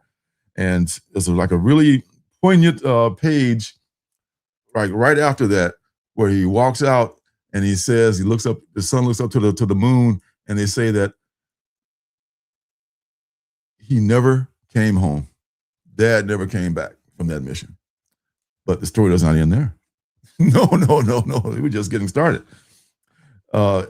See, as you see, we start the Hickman charts begin in the next page. They talk about, we go, oh my God, you go deep into the world of, for those of y'all into that, I mean, some of y'all are probably into the minutiae of stuff like this, right on. World building, yeah. I mean, you want to go back into the size of the planet and the distance from each other and everything you can imagine about this world they just made up. And we go to the next section where we cut to these explorers. There's 4 of them. From their home planet, and they're trying to realize that damn, we may not make it back, but this is so exciting, just discovering and all this stuff, that we I'm here for it. I mean, it takes years. They're just so excited about what they're finding, and then they make a bad decision. They determine that there is breathable air on that moon for some reason. And one of the guys just doesn't think and say, "Oh, thank God I can take this helmet off now." And his face starts to melt and destroy itself. And there's a voice that's heard saying, "To gaze upon a face as beautiful as this, first you must lose your own." So he lost his man. It just floated off, and that's just the beginning of their troubles. And let's Does that kill him? Oh yes. Okay. Yeah. Okay. It wasn't the father, but it was like one of the members. Okay.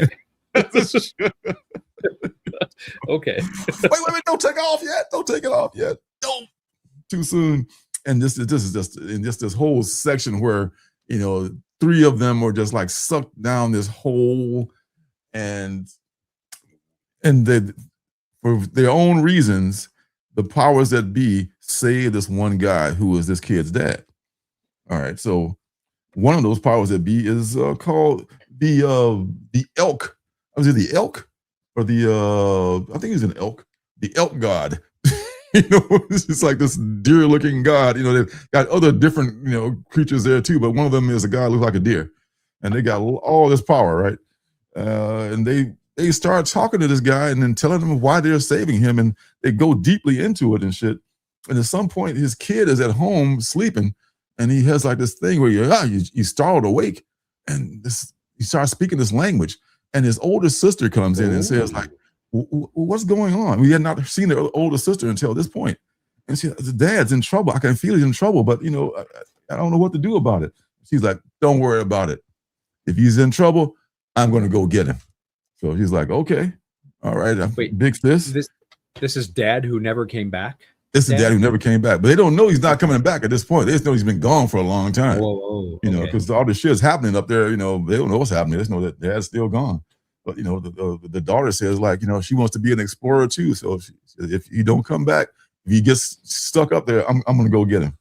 And then we break to another human grab where we talk about the father, the man, and they go deep into the background of the dad, you know, and everything about him and all that stuff. And the last section of this book, at least, is the dad like running out of air in this area. It's like oh shit, I'm gonna die. You know, my Dick Tracy wristwatch is telling me that, you know, my oxygen is running out, and the elk god and some other gods appear to him, and they tell him the deal about the planet, and that's, you know, I'll leave it there.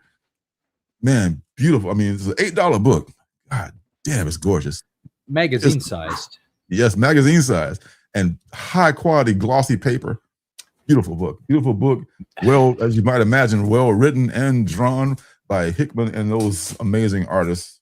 And I got the impression that even though that is a one shot, it is the launching point for a series of books.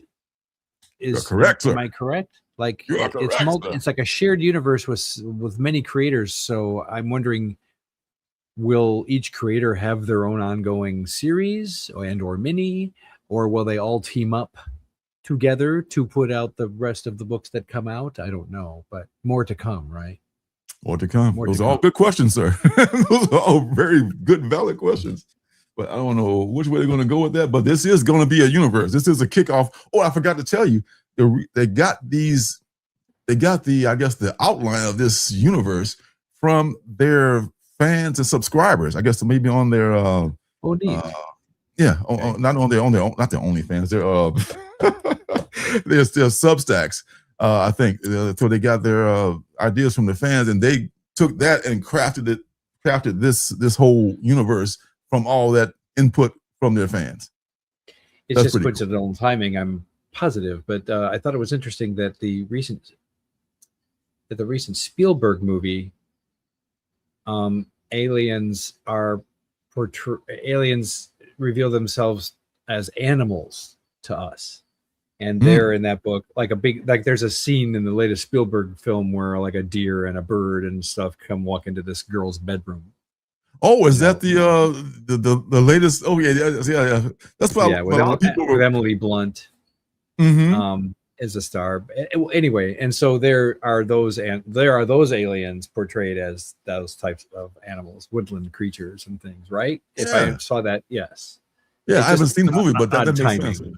Yeah, odd timing. Maybe because you figure that movie was made probably years ago. It was conceived in the production years ago. And when was this conceived? Probably, maybe a year ago or something like that. Probably tops a year ago for something like that. But that kind of project, you never know, because Skin Breaker was conceived 8 years ago. So you just never know how it goes. Hold up there, Frank. Chachu sold out. But there is a second printing coming out. Yeah, good. It is good stuff. And I was ready for it to not be that great. I mean, I recently sold a copy of Mother of Madness #1 to when we had the garage sale to like a neighbor. You remember that was written by a girl from Game of Thrones, right? I don't know if you got a chance to read that or not, but yeah. So it was Emile. I don't remember her name now, but yes. She's she was Khaleesi in Game of Thrones. Yes. That was a 3-issue, wasn't it? 3-issue series. I think it was 3. I think I bought 2 of them, and rather sizable issues, if I'm not mistaken. They were from Image. They were like thick. They were like almost $9-10 books, and great art and paper quality and everything, but it was ambitious. I wanted to like it, but man, it was not good.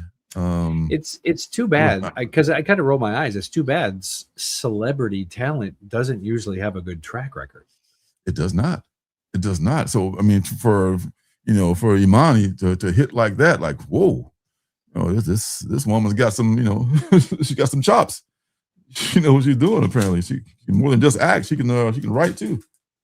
But you gotta have a lot of arrows in the quiver in this business, in every business, seems like, And I don't know if you knew, Christopher Cantwell, whose name you mentioned earlier, has the extensive television writing history. Oh, really? He comes from television. Oh, okay. He was the creator of a show called Halt and Catch Fire. Halt and Catch Fire. I remember that name. I never watched it, but I remember that name. Yeah. It was kind of a dramatization of the advent of the laptop computer world. No way. Yeah. Pretty interesting. That's a series or a movie? It's a series, several seasons. Several key actors got their start in that. I gotta find that. Yeah, the one that comes immediately to mind. Well, 2 I can't remember her name. The guy who plays one of the leads in Foundation. I don't know if you watch Foundation, the TV series. Oh, he's been in other things. Anyway, yes, I would. Halt and Catch Fire. Interesting series. And Cantwell came from there. Cantwell has a television history, I believe. Interesting. Okay. He's got some skills. But can he act? Well, he play Miss Marvel. Well, see, that's the thing. It's like he's not an actor trying to come in to the exactly. So he's a writer coming into the comedy. Yeah. So at least he's he knows what's up. Just and I dare say familiar with storyboarding, right? Oh yes. As a result of writing in the film world. Yes. Last thing is something we talked about almost 2 months ago. Me and Tian had a good laugh about this. Pimp Killer #1. I remember the conversation, yes. Pimp Killer was the shiznizzle. Oh yeah, Ta-Nehisi Coates. Yeah, she hit the ground running just like Ta-Nehisi Coates. Yeah. Oh yes. Yes, I'd forgotten. Now, Pimp Killer is I think this is maybe a first-time writer here. Created by Shazal Omar and Caden Phoenix, written by Ghazal. Excuse me, Ghazal. I think Ghazal or Ghazal Omar is a young woman who did it, and art and color by Ayan Hirula, lettered by Philip Jin.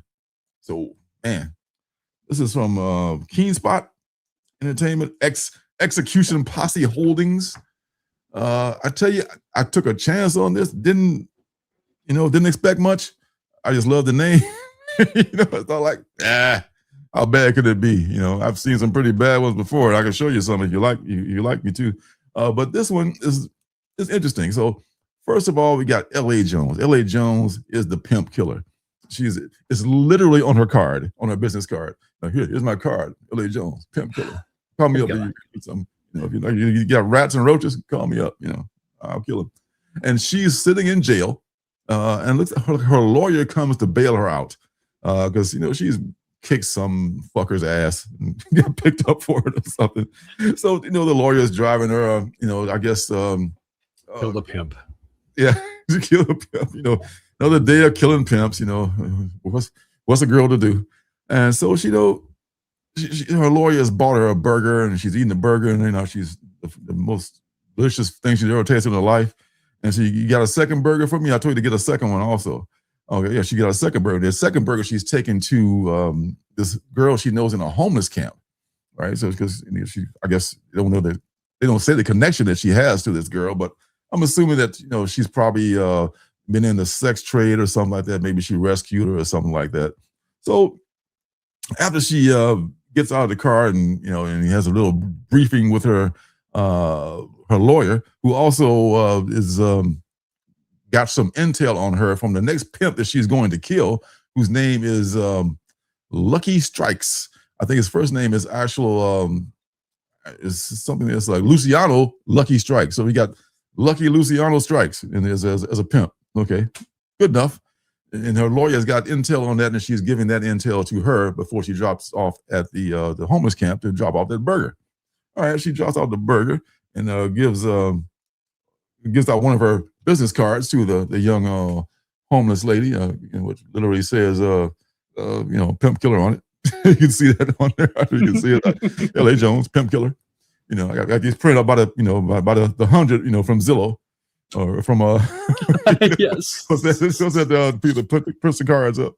You know, so, you know, she stops at a diner, as a usual diner. She I guess she's still hungry after that burger. The burger didn't hit the spot, and she's talking to maybe just to talk to one of her people, which is the waitress. And she's sitting in there, you know, getting her a cup of coffee or whatever, talk to the waitress. There's this piece of shit dude who's just like, you know, she knows the pimp killer that does. No, she knows that this guy is she can spot abusers. She knows him, and she sees that the girl's got like a bruise on her and shit. The guy gets up to go to the bathroom, and she sits down like, "Look, here's my card, pimp killer.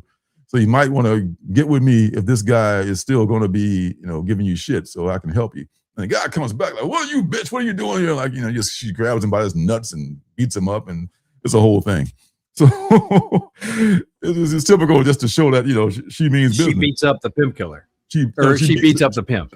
She beats up the abusive boyfriend of this woman who was like right there, and the woman takes her card and puts it down in the in the safe place down there. So we get back to that storyline later. So now, you know, LA is driving her. Of course, she has a muscle car, right? She has like a Trans Am Firebird, you know, one of those old school. I think this is in the modern day too. You still drive one of those old school Trans Am Firebirds, man. You hardcore. And she rents this cheap hotel where she immediately puts up her board documenting, you know, her plan of attack on Mr. Pimp. What's his name? Lucky Luciano. And while she's doing that, she gets a call from an associate of hers, I guess, who's, you know, also an ex-lover. And they meet and they're like, "Hey, what's up, stranger?" You know, they hug, and, you know, he say, "Okay, we can just talk about some stuff," you know. So they talk about some stuff. She shows him the file that her lawyer got, and he gives her some advice. And next thing you know, they're back at his place, you know, just doing the nasty. And there's a pretty explicit of some woman's picture. I don't know if it's her picture on the table that gets knocked over while they're getting busy or what. But I think that's some woman's picture. I don't know if it's her, because it's hard to tell. You know, she has short hair in this photo. So maybe it's her when she has short hair. I don't know. Either way, they get busy and they, you know, that just fades off into nothingness. And meanwhile, the asshole whose nuts got grabbed and beat up earlier is doing typical asshole shit, and he's beating up his girlfriend again. I don't know what happens to her because we don't find out any more about that in this issue. I'm guessing that we'll be hearing from L.A. Jones pretty soon. Meantime, L.A. goes to another, like a strip joint, and she's being offered a job by the owner of the strip joint, who is also a madam. Now, she is not a pimp per se, but she says, L.A.'s like, you know what, you're almost like a pimp, like you're a pimp killer, right? Did I mention I was a pimp killer? So but you say, hey, I treat my girls good. Say, yeah, but you're still a sex trafficker. So that's still a bad thing. Pimp is a pimp. Pimp is a pimp is a pimp. No matter how good you treat the talent, so to speak. And say, oh, come on, LA, give me a break. I thought, I only kill pimps, okay? Like, look, here's a big stack of money. Here's a big stack of money. I want you to go beat this motherfucker. I mean, she maybe wants to, and she doesn't say kill him, but she says take care of him. This guy just knocked one of her girl's teeth out. So now she got a dental bill. Her girl is like, teeth out and stuff. I don't like that. I want you to send him a message, and here's a big stack of money. Like, okay, I'm usually just killing pimps, but okay, I'll do it for you. She's like, okay. Because that would make her a John killer, right? If I'm understanding correctly. Okay. A John killer. Yeah, there you go. And, she's like, and then the madam is like, okay, all right, LA, how about I give you a free lap dance on the house? Like, all right, fuck it. Because it turns out, she's bi. She likes the girls too, so all right. I guess the lap dance seals the deal. So now, after the lap dance, she gets a call from her lover. She just left not too long ago, saying, I got to see you right now in person. Okay, meet me at this shitty hotel over here on, where I got my board all drawn out and everything. And we will discuss what it is. And he's like, look, Lucky Luciano's got a hit out on you. You got the ups. He's got the, the drop. He knows that you're after him, so he's coming after you first. He says, I'll be fine. Don't worry about me. I'm fucking L.A. Jones. And of course, bullets ring out and shit goes crazy and ends up killing her ex-lover. And she survives. And like now, he's really coming after after Lucky Luciano. And that's what I think it's only a 2-issue series. So I've already ordered the second issue. Like, oh wow, okay, well, 2 issues. I'm here for that. I mean, that's interesting. Yeah. So Pimp Killer, to be fair, is the best thing that's come out of Keen Spot, short of Mark Spears Monsters, because there's some other shit like there was a thing by Kit Wallace too. I forget that's Quested. Quested was a good thing. It was like a cartoony like book. That was good. Mark Spears is good. A lot of other stuff from this title has been bad. I'm just going to here. This book right here.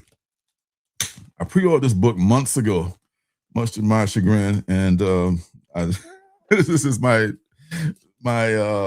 evidence that not good. A lot of good things have come out of Ex Posse Holdings.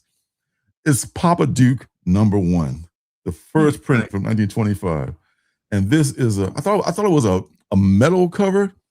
This feels like a basic fucking chrome cover, right? I mean, I'm not chrome, but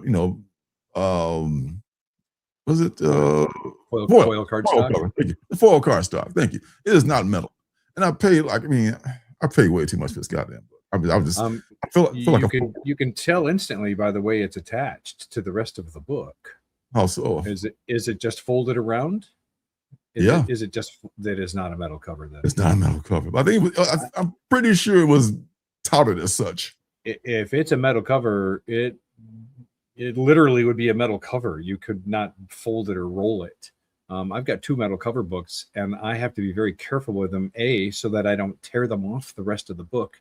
The cover is that heavy, and B, that I don't puncture the plastic bag or my finger on the sharp corner as I bag and board it. And this doesn't seem to even come close to either of those qualifications. Not even close.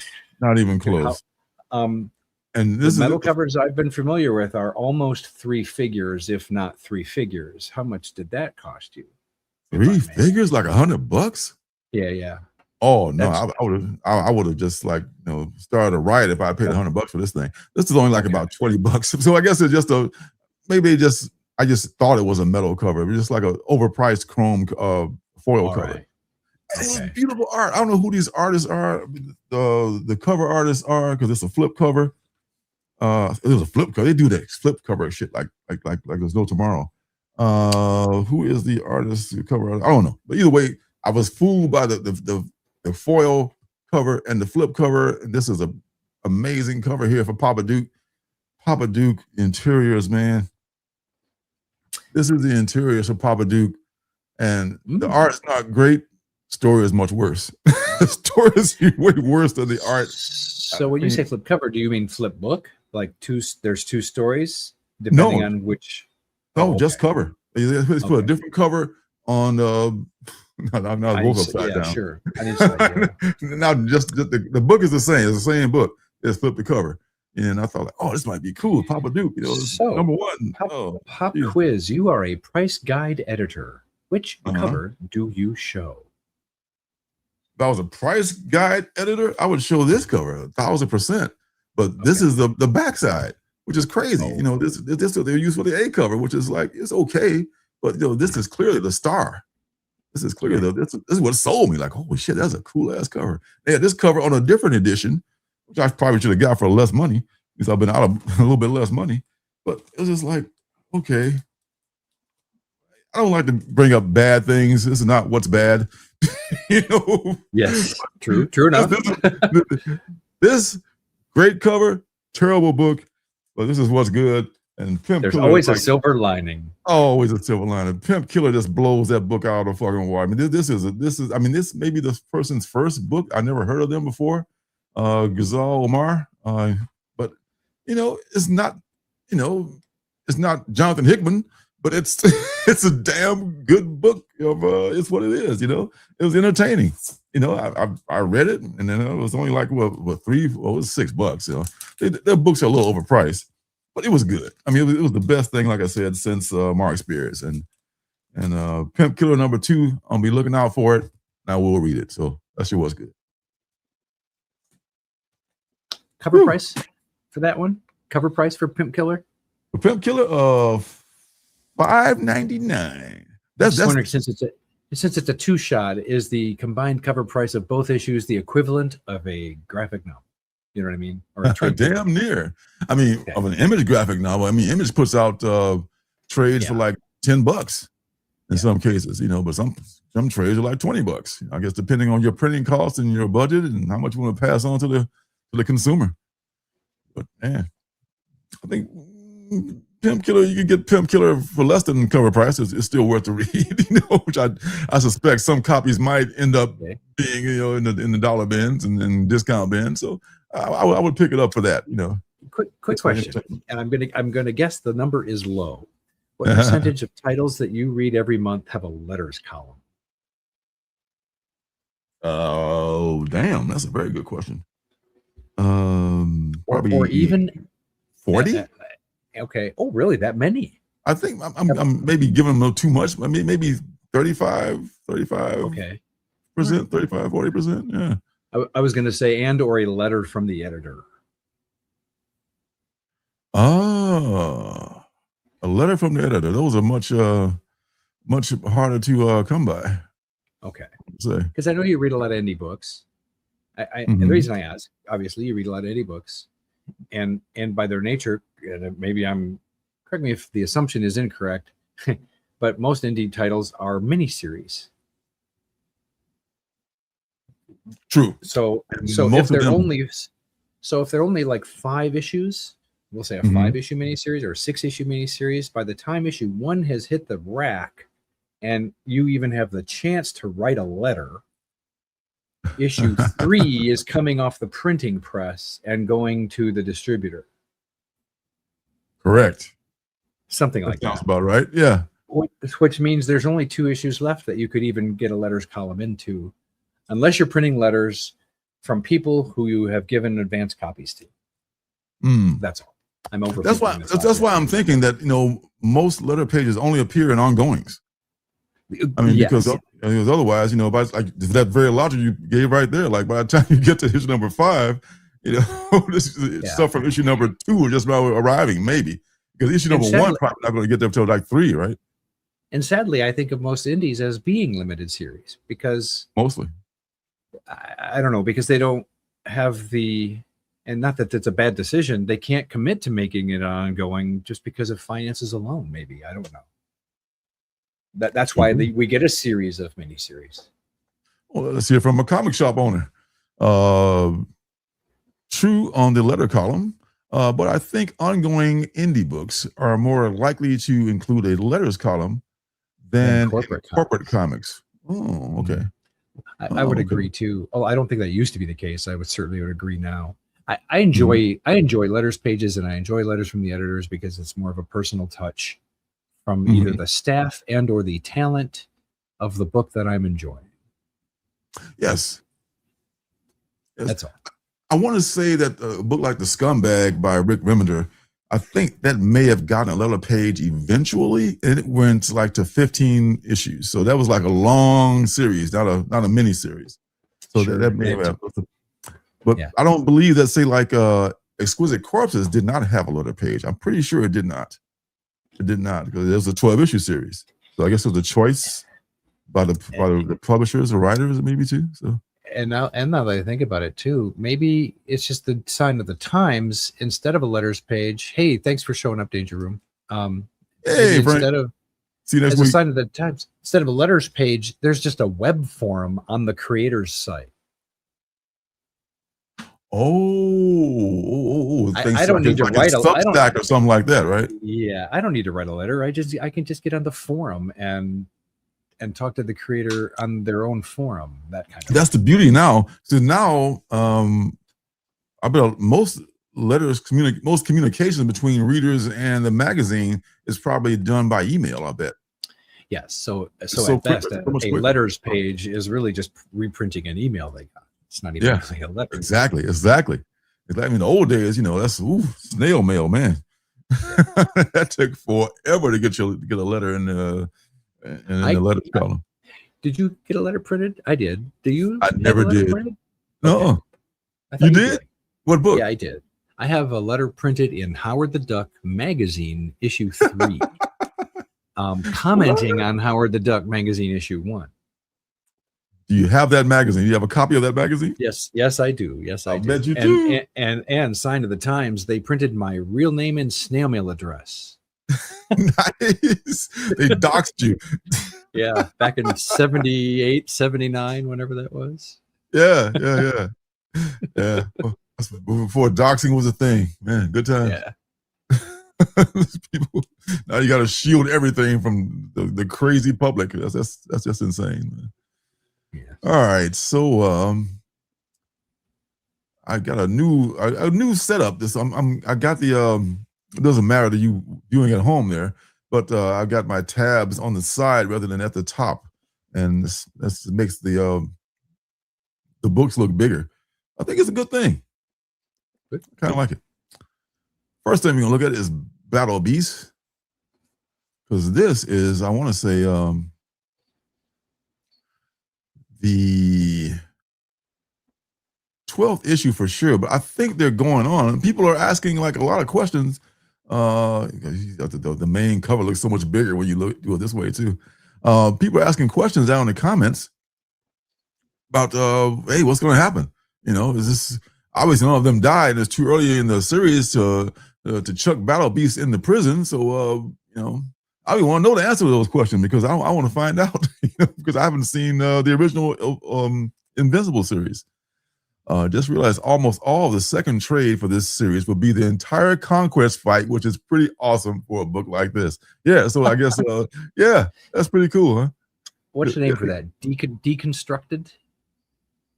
Is where a moment that could take a page or two takes several issues instead. Yeah, sounds good. It's it's like a storytelling technique that I used to hear about in comics. But I think it was called deconstructed. Deconstruct, man. You know more about it than I do. Okay, sounds good. I could maybe you just dreamed it or something. It's a good dream.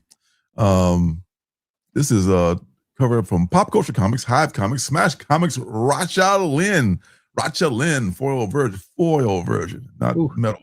Don't get it twisted. What the hell is that? He's bleeding. Yes. He needs a Band-Aid. See, he does indeed. I'm a little behind on Battle Beast. I'm a little behind on Absolute Batman. Oh. I've been reading the indies like crazy, so I haven't had a lot of chance to.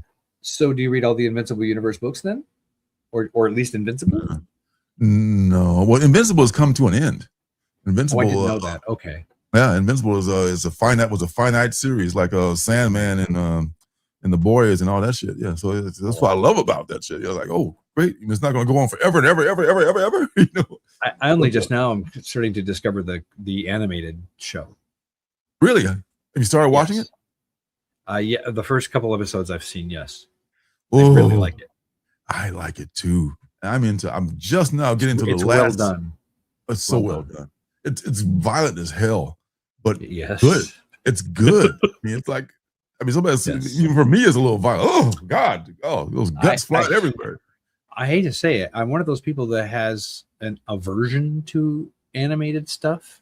If for whatever reason I approach it with a chip on my shoulder, which I can't explain and don't understand. But that just slid right in and made itself at home in my viewing that afternoon. I didn't even mean to start watching it. Wow. Anyway, wow. So you don't care for animated stuff, but you do love comics. Yes, correct. And it's not that I dislike it. It's just that I don't gravitate to it. Nothing makes me go for it first. There's just too much other stuff calling for my attention. I see. It's not that I don't like it or that I'm anti-cartoon. I'm not that. You're anti-cartoon. What's the word for that? You know, anti-cartoonite or something. Cartoonist. Anti-cartoonist. Oh, that's funny. All right, so Battle Beast, this World's Finest, still good at the number 54. DC, well, those are two most popular, most senior characters in the DC universe. So you can see how that would be.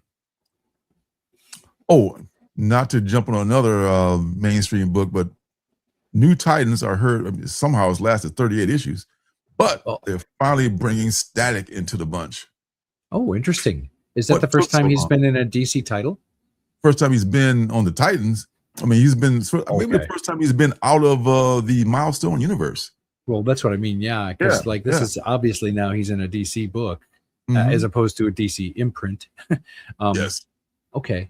And quickly though, why do you think it is that this title and the one before it that's on issue 54? Why do you think that they let those books grow in issue number rather than reboot them with a new number one every 2 years? Because they're smarter than Marvel. I don't know. That could be, but what's your theory on it? Well, I don't know, but I love seeing it. I love seeing a title with big issue numbers. These days, that to me says reliability. To you, it says reliability. To the person with the short attention span of a gnat, which is that permeates the world today, like, what's this stuff? Or the person that needs a number one every. And you're drawn to the number ones because number ones sometimes have value, and the publishers know this, and they keep making up new number ones, especially Marvel. There's reboot, and there's an argument for bringing in new readers. Where are they? Do they exist? Well, it's kind of like Sasquatch. It's a rumor. It's a myth. I'm not sure if new readers exist or not, but I don't know. We'll see.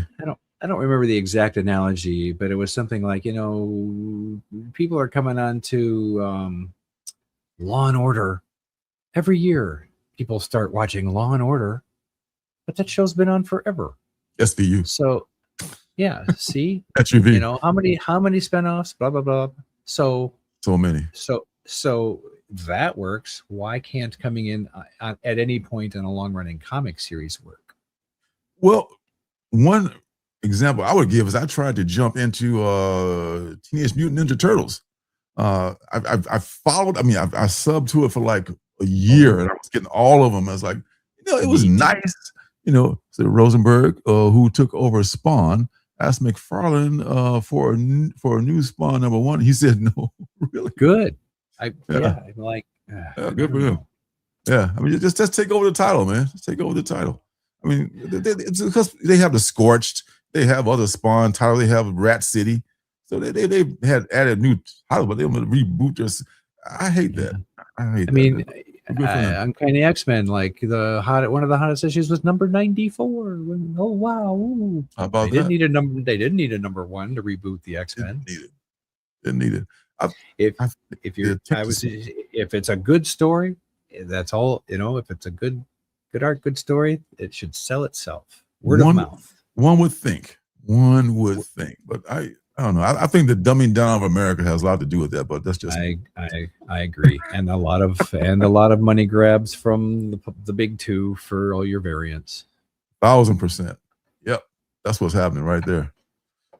All right, so P.S. Get off our lawn. Damn right. Pick up that dog poop. Yeah. As you go. Speaking of TMNT, number 21 that reboot, which I'm not a part of.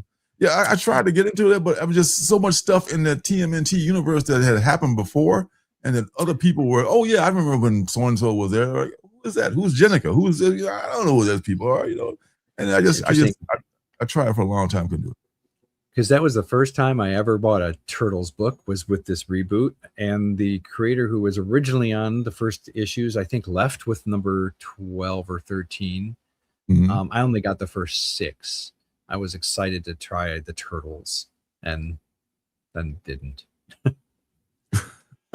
So yeah, I love the Turtles as a concept, but I just there's so much water under the bridge. I liked more so the Last Ronin, because that was a new start. Yes, I was extremely surprised to find that there's an LCS now in my town, much better than an hour drive. Oh my God, much the fuck better. Yeah. Did you get that? Do you have the Last Ronin? I do. It's up for sale on my eBay store right now. Link down below in the description. First printing is up for sale now. Yes, I mean have like a second printing or an artist. What's it called? Director's cut. Also, I did like that a lot. That was kind of a surprise hit. I just bought it. I don't even know why I bought it, because I don't buy Turtles, but I just bought it on a whim, and then look what it's done. It had a lot of hype behind it, saying like, it's going to be who's going to be the surviving member, and who's going to be, the lone last Ninja Turtle, Yeah. And it's so funny. I was in Gabby's when I was buying it, I think, and she was saying she was talking to some other customer, I think, wasn't even talking to me, and she said, well, some people just came in and just like went right to the rack, opened to the last page, and looked at this book and put it back on the shelf. She's like, man, who does that? People who don't really care. Well, that's all that, people who can't bear to not give away spoilers. Like the first thing they do is try to go to the internet. Like, yeah. I think it is the same size as the original TNMT number 1. The first few issues were oddly sized because they were self-printed. Yes. Or self-published, right? Yeah, they well, yeah, but yeah. I mean, that you have to keep it in a magazine box, but some people would rather die and go to hell than get a magazine box. Yeah, I'm getting that. Nope, not gonna do it. Not gonna do it. Nope. I have a comic book boxes, and it's all I know, and it's all I have. I'm not getting a box that's any bigger than a comic book box. I had to get 2 magazine boxes because of all the Black Label books I got from DC. Dude, I got like about 3 of them, including a distillery box. Yes, another reason. Oh, God bless. Another contributor. Another contender. Where we got the next one? It's Queen in Black. I'm not having any of that. You can if you want to. If Destruction be our lot, I may have missed number 3 on that one because I'm not subbing to it, but I'm trying to keep up on it because I like the series. The book I'm looking for here is coming up soon. Not a lot of books. It was kind of not exactly a Slim Pickens week, but it was a low inventory of number 1s and good indie books in this one, at least except for the ones that are already out. And this is the one I'm looking for, The Last Driver from Image Comics. Of course, it's on Image Comics. I was just reading about this.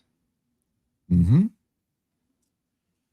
Last Driver. His name is Adam. actually, and he's the last driver. Number 1, America, the not too distant future. No one knows how to drive except for him.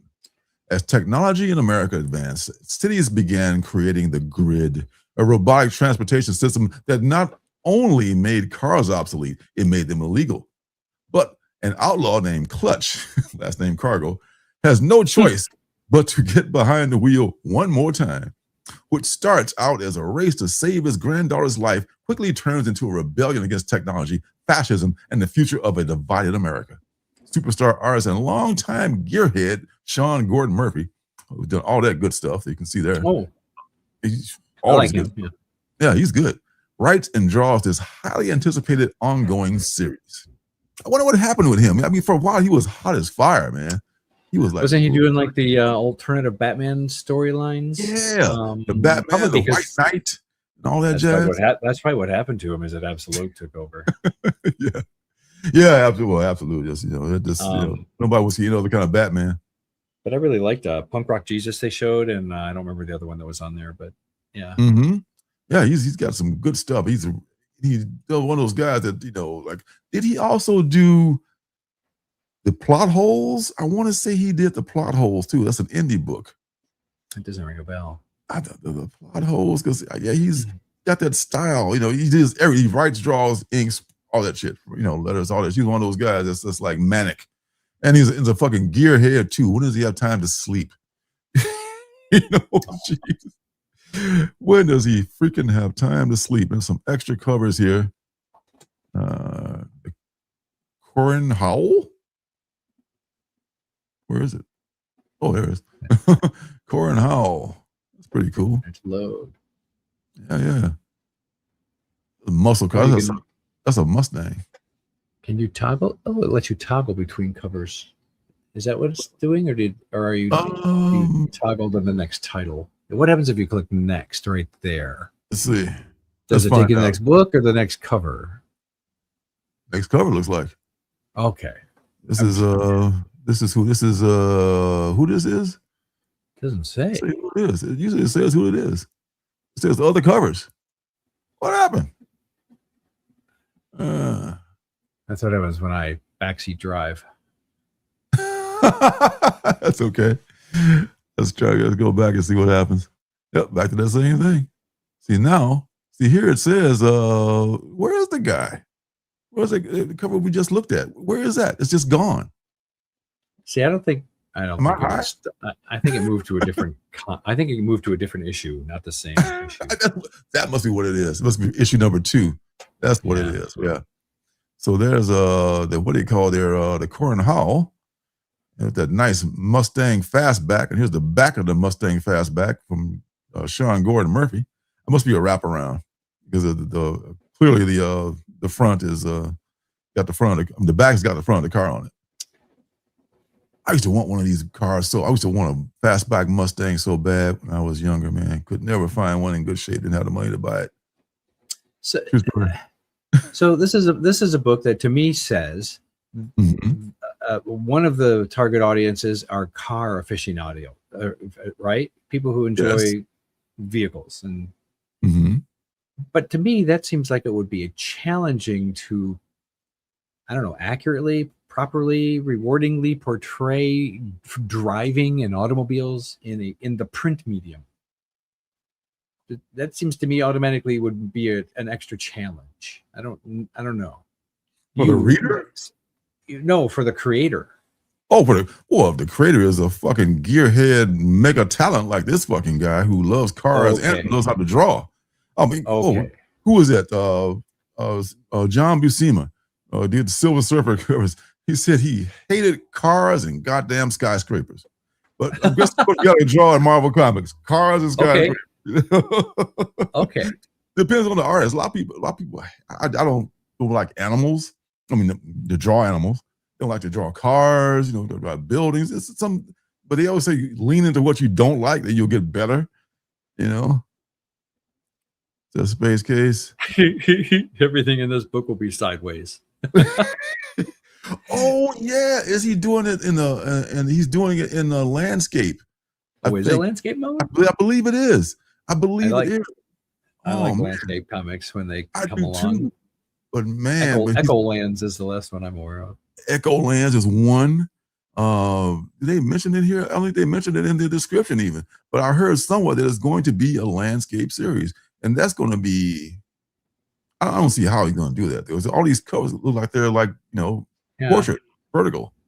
Unless I was gonna say unless it's a variant issue and not all of them. One could be. I don't know. Would they do that though? Like only this cover is landscape. The other covers are portrait.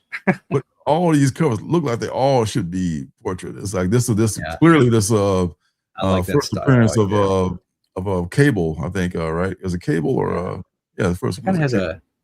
This is my. I think this is my font of the week. Ryan Otley. That to me kind of gives the original image superhero font feel. Yeah, that's why I like it so much. It's the Ryan Otley cover. Oh, that guy can do no wrong as far as I'm concerned. With a pencil in his hand, that's amazing. I love his fucking work. Here comes the man called Womack. First name Bobby.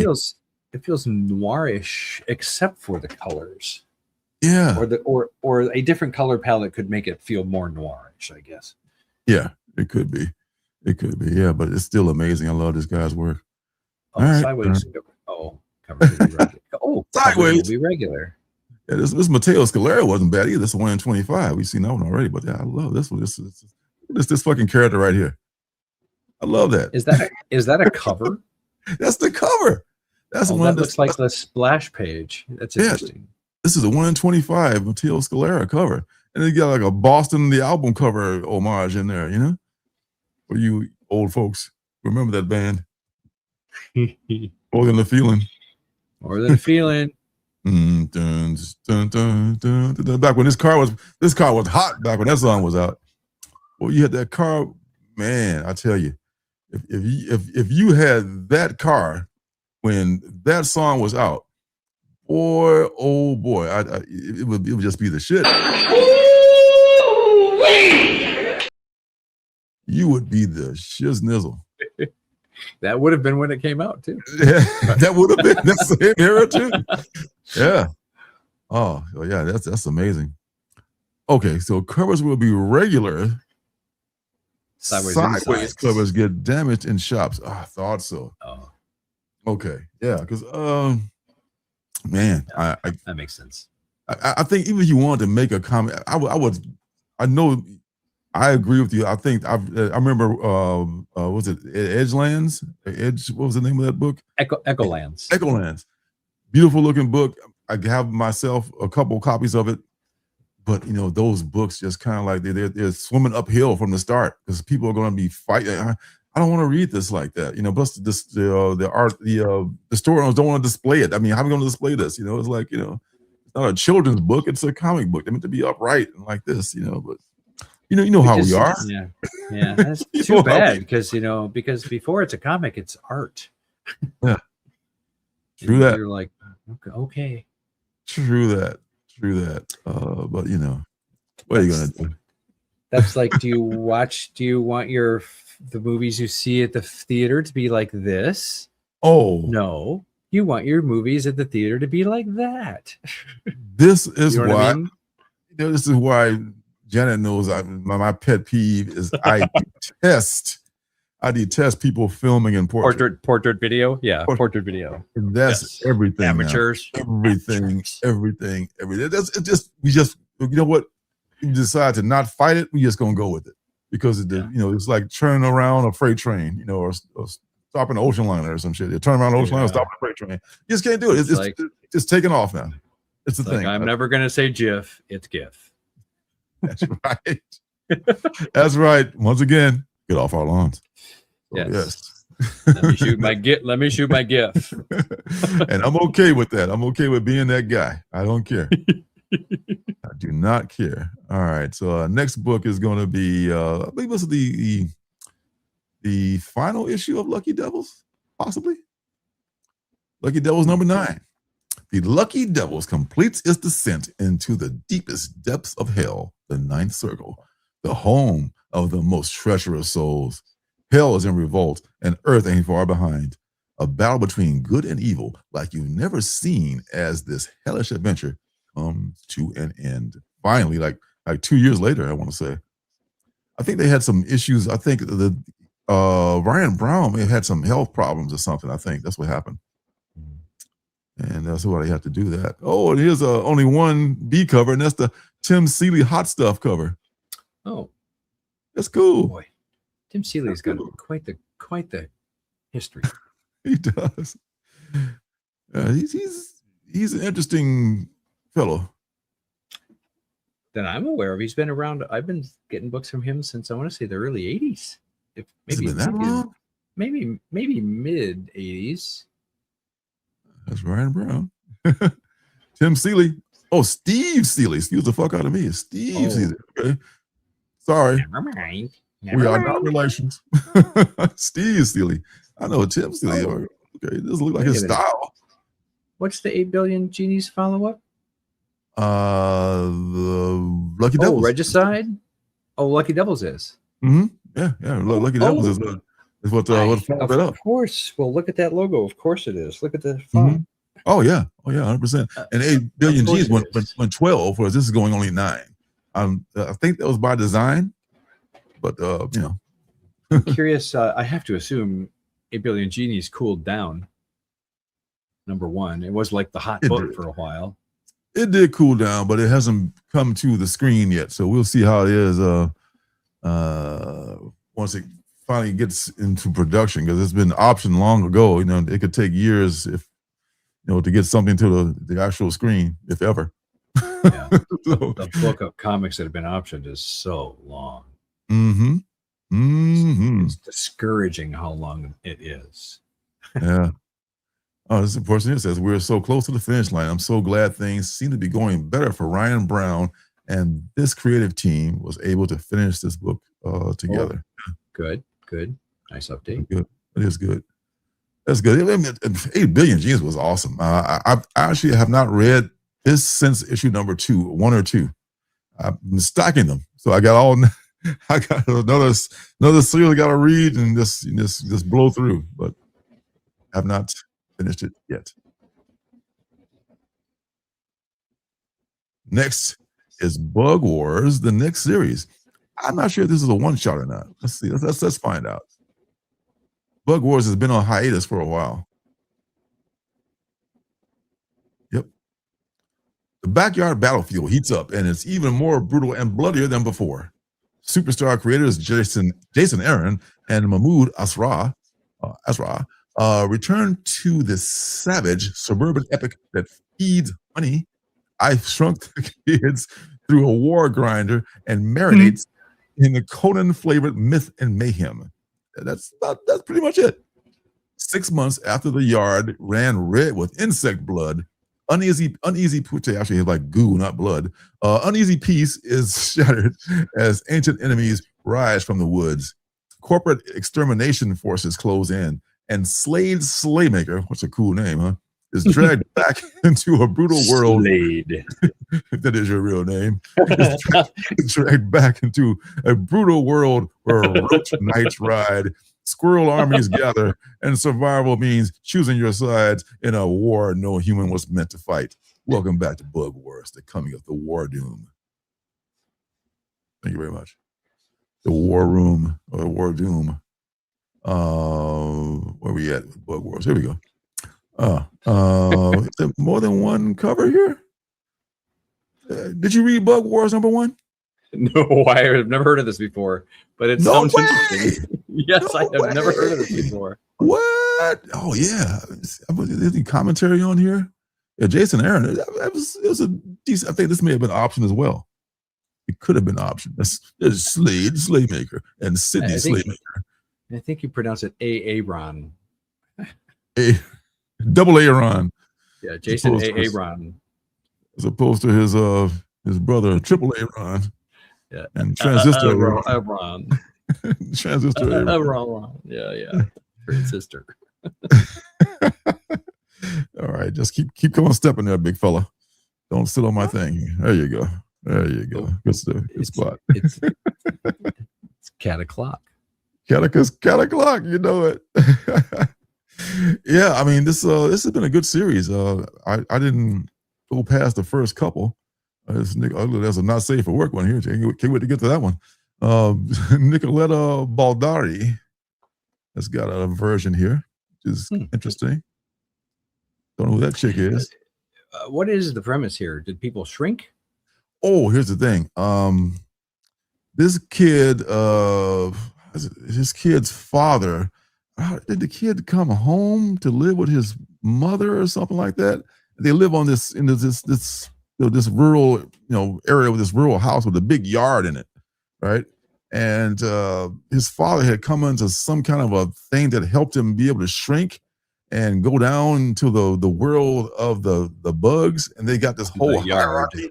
Yeah, they call the yard. Yeah, the yard is like, these bugs just rule, and there's like wars going on and shit, and one of the brothers start fighting each other and stuff, and it's a whole thing, man. It's like I haven't read it in a long time, but it was interesting.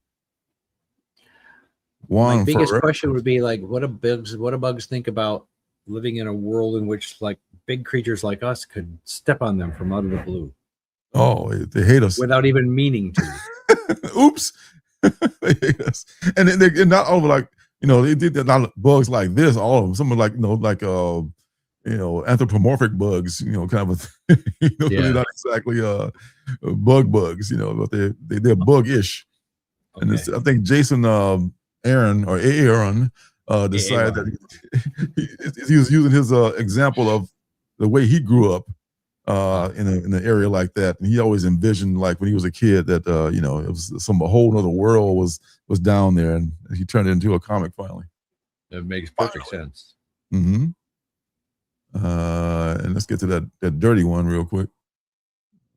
It gotta be Babs Tarr. Okay, I was gonna say it was a Merca Andolfo. She's known for making a dirty cover every once in a while. Babs Tarr. No, Felix, don't sit on that. I'm gonna have to bring out the heavy artillery. Buddy, look, I got it. There you go. Go fetch. There you go. Stash the whole thing down here in a comic book box. Oh, that's good. You got snacks. I guess. Yeah, I have compressed cat repellent. I eat compressed air. It's all this is air. So you use the stick. I use the carrot. I just go. Tell you, all I gotta do is hold this can up, and they turn and walk the other way. So, so they've been conditioned. Yeah. That's the world, honey. I Shrunk the Kids. Yeah, this is like, I guess. Oh, there's the cover. Maybe people are getting uncomfortably aroused by this picture because it's a bug lady, but she looks kind of sexy. I don't know. Oh, is she a bug lady? Okay, all right. Wings. So bug lady. So this would be for and I'm not passing any judgment, and my ignorance may be showing, but this would be for the tentacle crowd. The tentacle crowd. That's a thing. The tentacle crowd.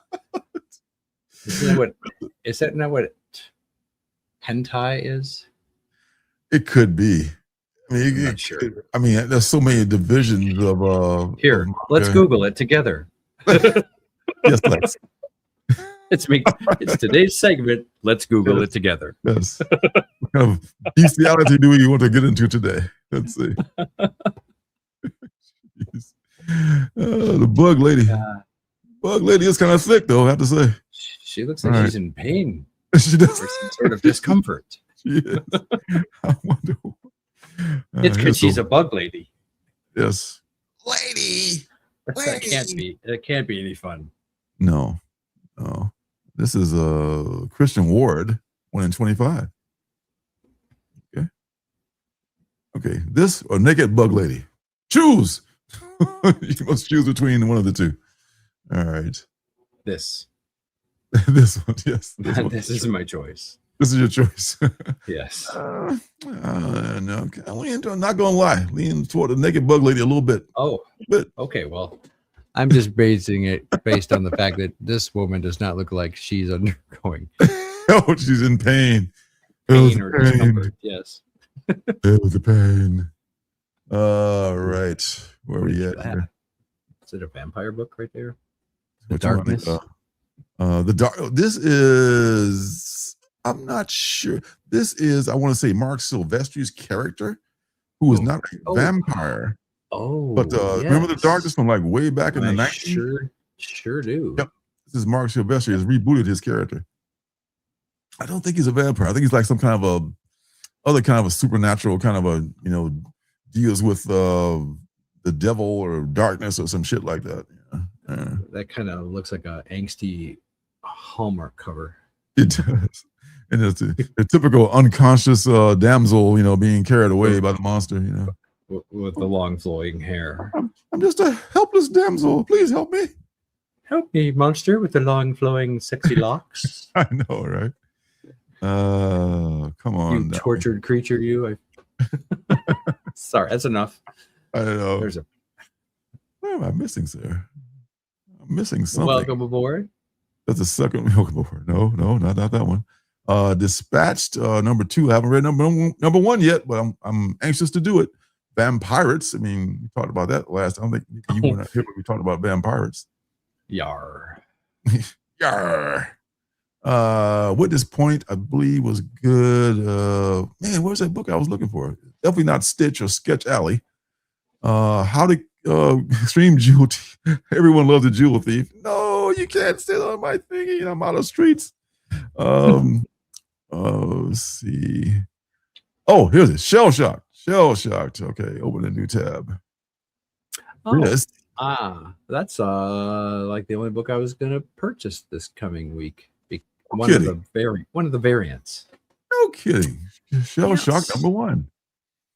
New wars, new soldiers, same old price to pay. Kiss your rifle and swallow your fear because EC Comics is rotating back into combat for the 21st century's first dose of two-fisted fury with staggering new tales of war and fighting men in our next giant-sized special. Meet mankind's greatest enemy of all, himself. As commanding writers Julio Anta, This Land Is Ours, Blue Beetle, Jean Arcudi, Benito Serrano, and enemy, and Michael W. Conrad lead a joint campaign alongside artistic bombardiers. I think bombardiers. Yeah, bombardiers. Yeah, Tom Fowler. Yeah. David Lapham. Oh my God, this is like a all-star hitters lineup here. Yeah. Yes. Steve.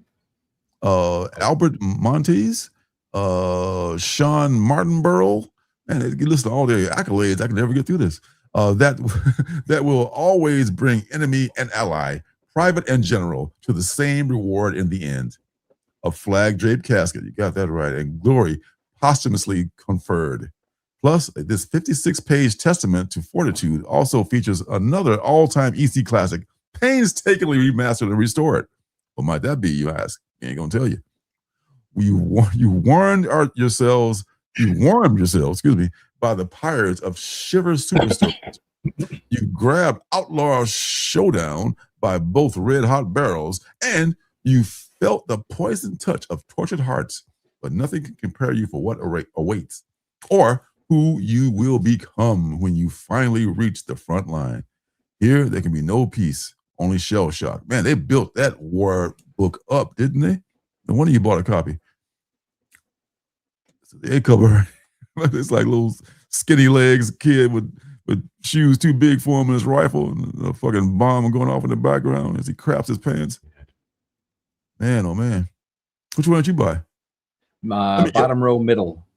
Oh, I was say that one. This one, huh? 1 in 20, huh? Oh, you passed the 1 in 10. Jay Stevens. Oh, this is Jay Stevens, dog. Jay Stevens from Dwellings and stuff like that. Oh, I love this. This is the 1 in 10. Not gonna get it though. So you got this one, which is Tom Fowler. Artist sketch variant. Shit, I mean, a one-of-a-kind sketch variant? Can't be. No. Oh, okay. Have you ever seen an artist edition book? A big yes, coffee table size, but yeah. Mm-hmm. Yeah. So ultimately, it is a color scan of the original black and white artwork. So, So sometimes, and it's like the logo, you can see like the editing that they've done or the erasing they've done or the blue line that they've, done. Anyway, so it all gives you like insight as to how it was created. Yes. Hey, Mike, what's happening, brother? Whenever you get here, that's the right time. Glad to see you. Okay. Yeah. What's that? Invincible Universe. Where am I? Did I lose it? Shell shock. Oh, there it is. Oh, shell shock. There's this new configuration here. Thumbs up or thumbs down. New configuration, folks. Yes or no? I don't know. This is Al Feldstein. I use vertical tabs myself. Do you? Yeah, I just discovered it. I'm late to the party. But it does do weird things to what you would normally think of as the standard page width. Ah, I see. I see. All right. I'm going to tell you. Oh, hang on 1 second. I shall be right back. 10-4. So here's a trivia question for the audience. What title, and we already saw it on the screen this evening, he went right past it. What title was started? I don't even know where it started. Started at Image Comics, but ultimately was published by Marvel, DC, and Dark Horse. Here's a hint. The writer was Brian Michael Bendis. Tick tock, tick tock, tick tock. What title was published at Marvel, DC, Image, and Dark Horse? All right. The answer is Powers. Brian Michael Bendis's Powers. It started at Image Comics. Yes. Mark got it. I can't think of another title that is true of. Started at Image, went to Marvel under the Icon imprint, if I'm not mistaken. And then I think the very last, I was going to say there was like a hardcover edition that I think DC published. And then, or maybe Dark Horse published it. I don't know. But you're right. It's Powers. Your no prize will be in the mail soon. Mark, thanks for playing along from home. What'd I miss? Mark the Shark was the proper answer of today's trivia question. Which title was published by Marvel, DC, Image, and Dark Horse? Ooh, I know. I just heard you say it. Oh, yes, okay. Yeah. You talked about it earlier, not earlier, but a few days ago. Yeah. Awesome, man. All right. So what's next? You got that one. The next book is Killer Influences, which is actually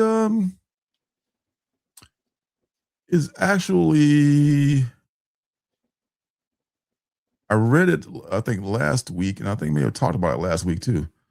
This was very good, the first issue. It's about this influencer.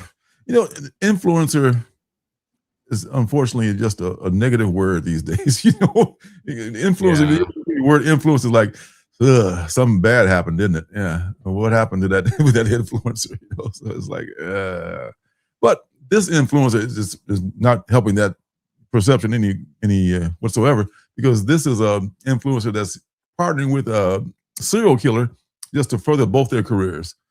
So this is something that you might not want to read, or if you really hate the world now, then maybe you might want to just be that guy. I don't know. But the first issue was very good, though. It was very good. It's from the creative team of Joey Esposito, Valeria Berzo, and Inaki Piazzu, I want to say. I'm sorry. I'm messing your name up, sir. Kylie and Melvin. Kylie and Melvin made a deal. Kylie would use her expertise in the world of serial killers and murder to give Melvin an identity, a mythology, a serial killer persona that would make him famous. She turned him into the Caddyshack Killer, The story took the country by storm, and she led that storm on her podcast, which brought her a great deal of fame and success. However, it didn't bring Melvin what he wanted. He still feels empty. He feels unfulfilled. He feels violent. And he's going to challenge Kylie for getting what she wanted while he got nothing. The epic IDW crime series continues, and the tension is about to ramp up. You really can't trust a serial killer, you know? That's the thing, you know. You choose your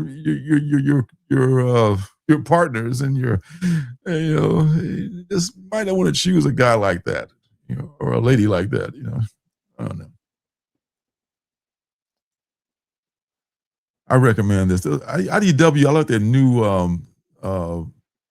their logo on their IDW Prime. Okay. Yeah, I knew they changed their logo lately. So they have several based on the imprint, perhaps. Perhaps. I mean, I like the way that I'm a little slow, I guess. I just realized that this is a ID and down below there is a W. Oh, I get it now. IDW. So this is one of those logos you got to kind of look at it for a second. I'm like, oh, okay, I see what you did there. But the designer worked long and hard on. I'm just now figuring it out. This is cool though. Oh, the cat is tearing down his paper. His missing paper. The cat's looking pretty fierce. Not missing any anymore. Not anymore. Not anymore, man. And then there's a David Lapham cover because he's one of the artists on this book too. Jesus. Good stuff, man. Good stuff. David Lapham's a great artist too. These are all great artists and good writers here. All right, so coming on down the list here, the countdown to the penultimate issue is only one away. So stick around. Grab your skates. Grab your skates. All right, next is going to be, share this tab instead. It's going to be your favorite book and mine. I say that because it's not true at all. Maid Cafe, that's another one of those Keen Spot books. These really good covers. They love those really good covers, man, but it's questionable about the interior. The interior is kind of like a manga, sort of, but I don't know, maybe it's not a good manga. Maybe it is a good manga because I'm not really an expert on that field, but Maid Cafe was kind of a letdown too. Destination Kill, I love the art in there. That was pretty good. But Junk Punch is the one we're going to land on right now. Chunkity Punch. Did you ever read this? No, it could go the wrong way depending on how you want to take it. A runaway steamroller, a wanton web. Clara's search for the dire villain who's been stealing goals, soccer goals, touchdowns, successful first dates, and more from the citizens of Billowing City deepens as she and Medium Cotton is her friend, wears medium-sized cotton underwear on the outside, and he's literally a medium and a fortune teller, delve into the criminal underworld of Silverhand. Plus, an original story. Also, the police want to shoot Clara for some reason. It's comic chaos, I tell you, by Eisner-winning author Paul Tobin and his even more stellar creator, Carlos Javier Olivares. Beautiful art. Beautiful art. I mean, this is, I think you remember, what's the other one? Bunny Mask? Yes. Oh, yes. Same creator? Same creator, Paul Tobin. There's Medium Cotton. Medium Cotton and little kitty cat laying down there. It's just like, it's just this nonsensical kind of a story where it's, I guess, a gas leak or something, or some kind of a leak made everybody in the city crazy. And this is what the result of it is. One chick is running around punching people in the nuts or in the junk, and so the other caddies are walking around. So it is what I thought it was. 100%. Okay. Yes. Okay. That's exactly what you thought it was, my friend. Truth in advertising. Truth. Yes. Oh, wow. Yeah. So, I mean, other than, just the silliness of it all, I'm here for it, man. It's a silly book. It's got great artwork. I haven't read one since issue number 1, but it's fun. I mean, if I wasn't, trying to get rid of books, I'd probably get the whole series. You know, I'm not mad at all. So, do I recommend it? Depends on what you're into. If you're into weirdness, yes. You're into weirdness, yes. By all means, get it. By all means. All right, but guess what time it's getting to be right now? Yepper. Time for Alan Parsons. It's time, my friend. Let's get it started. Get this party started now. If I can find the thing to play here. Oh, there it is.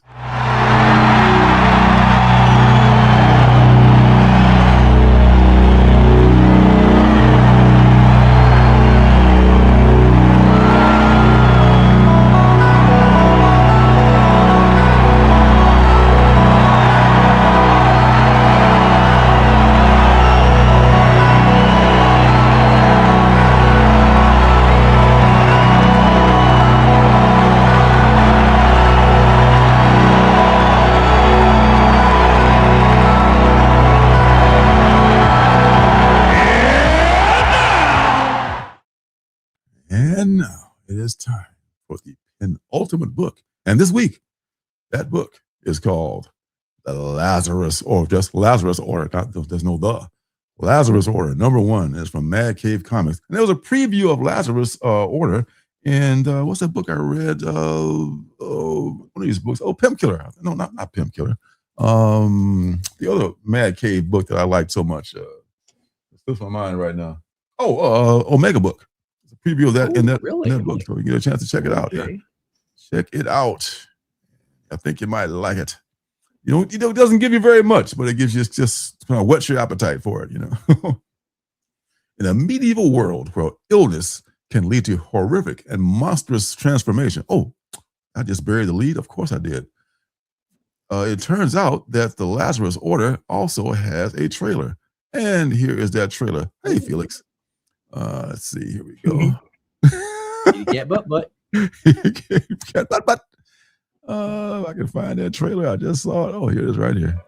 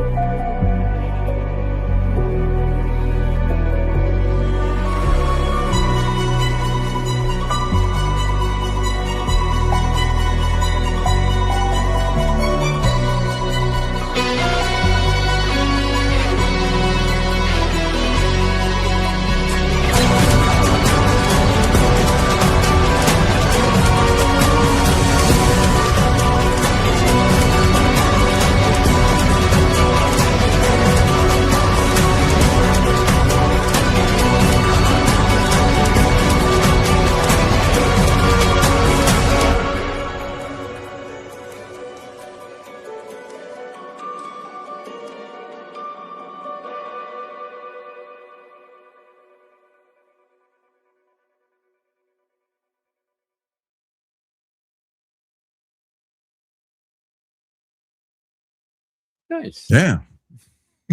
Yeah. How about that? It is nice, huh? That is nice. Now, in a medieval world where illness can lead to horrific and monstrous transformations, the Lazarus Order is mankind's final bastion, preventing uncontrollable chaos. Devout plague doctors have sacrificed their freedom and an oath to God in exchange for supernatural abilities. However, their powers come at a great cost. The more they use them, stop chewing my cord, the more they use them. Felix, we see you. I know. The more they use them, the more it consumes them until they fade to nothing. Despite this sacrifice, they live in servitude and dedication to protecting humanity from vampires, werewolves, Ratsver, which is rat man disease. I was today years old when I found out what that was. The undead and other variants of the first sickness. Dr. Damian Meek, a middle-aged stickler for protocol, is sent to team up with Edward Tales, or is it Talus? Talus. Dyslexia kicking in. Talus, an older, opportunistic, charming veteran doctor. They respond to what seems to be a routine call to subdue and cure a Ratziver, only to discover an omen that the first sickness has set events in motion to destroy the Lazarus order once and for all. Will they unravel its machinations before their oaths consume them, or will they continue down their path toward righteous self-destruction, unaware of what foul monsters scheme beneath their feet? I don't know, man. It could go either way. Oh, I love the art on this, man. And yeah, the logo design is dope. Somebody else commented on how dope that logo design is too, with the that mask from the Middle Ages and yes. And, what are those masks called? There's a name for them too. I can't remember. Those spooky looking crow masks that they wore back in the Black Death. I love those. Yeah, the Black Death. I love that look. Me too. And Juan Doe is doing he's doing the art and I love this guy's work. He did this thing called, God, what was it called? This big magazine-sized book that was so colorful, ended up in the dollar bin. It was just a damn shame. It's a beautiful book. Who? Which one? Juan Doe. Juan Doe has done. He's done. They listed here in the. I don't think it listed in his credits or not. He's done a lot of good stuff. They didn't list Juan Doe's stuff. That's too bad. Well, they were missing doing that. Stop it. Jesus Christ, man. I got holes in my wire here. Some things I hope he outgrows. One of them is chewing wires. I don't know. That's not a good thing. Thor does that too. He does it when he's in a good mood. It's like, oh, I'm so happy. I'll go chew some wires now. I know it's like his occupation. Keep that up and you won't be happy for long. I know, man. I mean, you got these things that cover him up, but at least this one isn't electrical, but it's still like to my microphone, which is like if I go off, he's chewed it off.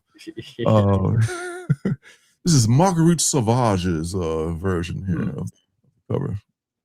Very nice. Oh, there's the rats. The rats. Oh, yeah. The rat trap. Because the Black Death and all that, don't you know? And Georges Jeantet. Is it Georges or? Well, I guess it is Georges, isn't it? I think so. I always second guess myself and say that's Jorge, but that is not how. Yeah.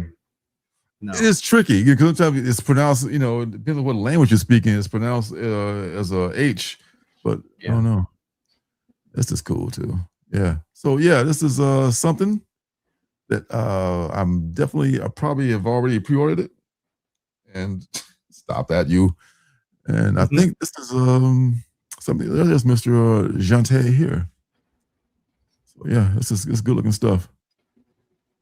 Oh, you're just a little monster. Whoever did the graphic design on that logo is holy fucking shit. Take a bow. Yeah, I agree, my friend. Whoever that is, he's just like going to town right now. He's just fucking with me. He is just. He's just like, Daddy, I'm ready to get out of here. I'm ready to eat. I'm ready to not be in this room with you. And that, folks, is your penultimate book for this evening. Or I have to throw this cat out here. All right, coming on down the list. Right here. You know the feeling. That's right. Lay on the books. Just be a good boy. Lay on the books. Last one in this pre-screened list here for you is, if I can find it, Lazarus Order. Oh, you're a sneaky little rascal, aren't you? Tailspin. The Phantom. Look like a Mark Spears cover there. Okay. That's nice. Pimp Killer number 2. It'll be out next week, God willing. So, my wait comes to an end. Well, not really. Cal Exit. You'll still want more after that. Cal Exit. That's still around. Did you read any of that?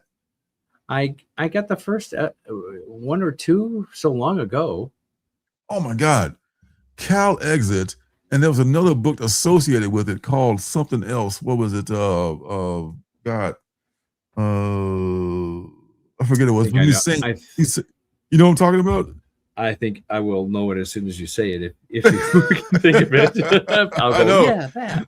And I was so disappointed with that series, man, because it was a bit it was like late, not just late coming out. Recount? Recount was good. That was actually good. There was something that came out after that was like the same artist, but anywho, it was like a bit let down and a big letdown. And I'm not going to dwell on that. I've moved on. I'm not going to dwell on it. Kill Switch number 4. Kill Switch was good. It was excellent. Squid Girl is just like this guy, Mike Hoffman. Mike Hoffman is he makes this book called Eerie with a Y. Oh yes, Eerie Bunks. Okay, so that's his project. Yeah, he's just another one. He draws so much. He's like in charge of the book, but he brings other artists on to do other stories in the books too. So the Squid Girl is expanding his universe. Last one we want to take a look. Tisnia looks interesting. What's that about? Is this one Colossus's sister? Great. I guess that's Alana, isn't it? Okay, that makes sense. It's Valhalla. I see what you did there. Interesting. From a blaze with the scales of justice. How clever. Nice. Valhalla and the not quite dead yet Blaze Comics. All right. We ain't dead yet. God damn it. Edith Frigg's daughter. Ooh, that's a name for your ass. Yeah, that's very Icelandic. Edith Frigg's daughter is an Icelandic attorney, and descendant of the goddess Frigg, blessed with the gift of making unbreakable contracts. Edith takes on her most difficult case yet when she is hired to broker a peace treaty between the Norse gods in an effort to prevent a new Ragnarok. Valhalla is contemporary fantasy filled with dark humor and high concept action. Pulls a bit of legal drama, of course, plus a bit of legal drama, excuse me. But at its chilly heart, the book is about family. As Edith at its chilly heart. What kind of family you got, bro? As Edith juggles saving the world and rediscovering romance with her recently reanimated girlfriend. Yikes, you didn't say that. Wow. There's a lot going on. There's a lot going on here. One kooky town. It is. It is. And the scales of justice will not even this out. And exactly both of the covers here, this is I guess a black Virgin and white one. Virgin black and white. Mm-hmm. It's just easy to do. Here's your A cover with the trade dress and everything. Here's your 1 in 10 with the color. Here's your 1 in 20 with black and white. Thank you and good night. You're welcome. There's everything covered right there. No special covers. I'm Ben Fisher and Pedro R.M. Andreo. So wish these folks well. Shout out Punisher Dad. Punisher Dad, we were talking about him last week. Punisher Dad is all over the place. He's always got some positive thing to say, you know. He's a good dude, it seems like, you know. This sounds pretty interesting. Shout out Punisher Dad. Once again, I will comment on your reading of the comments. I never look at the comments when I'm looking at these solicits. Really? Yeah, but I can tell you use them to make decisions, buying decisions, do you not? I sometimes do, yes. I absolutely do. Sometimes I'll just go by, this subject matter is great, but then I'll read more into in the description. Oh, this is really good, you know. Or sometimes you're like, sure. I don't think so. You know, well, I mean, I should start because it can provide insight into the history of the book or the creator that may or may not help you make decisions.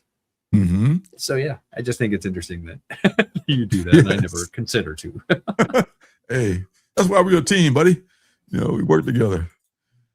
So it's Law and Order with Vikings and monsters. Exactly, Mark. Exactly. And who would not be there for that? I know I would. Sign me up. Well, maybe. I don't know. All right. Well, that's a show, I reckon. Shoot, thanks for everybody that showed up. What you got going on coming up in the near future, my good buddy? Wow, we were coming up on 3 hours. Well, you're slave now. You changed. You're a different person now.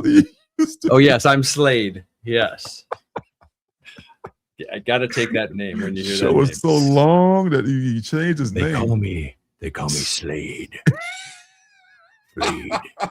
Well, you see, Lorenzo, this coming Monday, I'm going to be over on Geek Out with Roscoe's channel for the weekly show or the bi-weekly show called Drawn to You Art Stream. All of a sudden, I'm forgetting the title or the subject. Do you remember? Anyway, I do. I do. You do remember the subject? What is the subject? Oh, the upcoming one is going to be. Roscoe told me too. He told me it's going to be monsters. Monsters. I'm such a bad monsters. Yeah. Yes. Oh shit, monsters, man. That's my wheelhouse. So this Monday evening at 8:30 p.m. Eastern Standard Time, over on Geek Out with Roscoe's channel, we have the Drawn to You art stream, where the topic will be monsters. We have a guest every episode. They come in, they draw with us, and with you along home. And at the end of the show, everyone submits their art and we share it.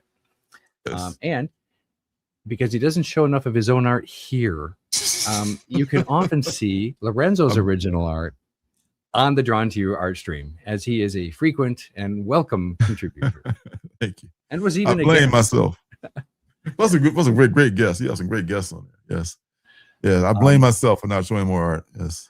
Oh, well, anyway, we love you having the submissions. And along with a regular crew of submitters, I guess. Oh, my God. Such an all-star crew of submitters, man. Man, don't downplay that. That's just like they got some talent. I don't want to put the cart before the horse, but we really hope to have a booth at Heroes Con next year for the Drawn to You art stream, have our own booth there.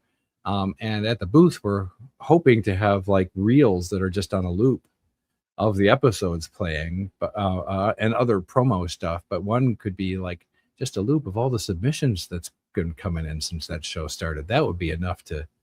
That'd be a long loop. Yeah. Anyway, a lot of good stuff, man. Yeah, I wonder how many people would sue us for that. Hey, you're using this, and never mind. Anyway, so come join us Monday night. It's a good time. Lorenzo will tell you.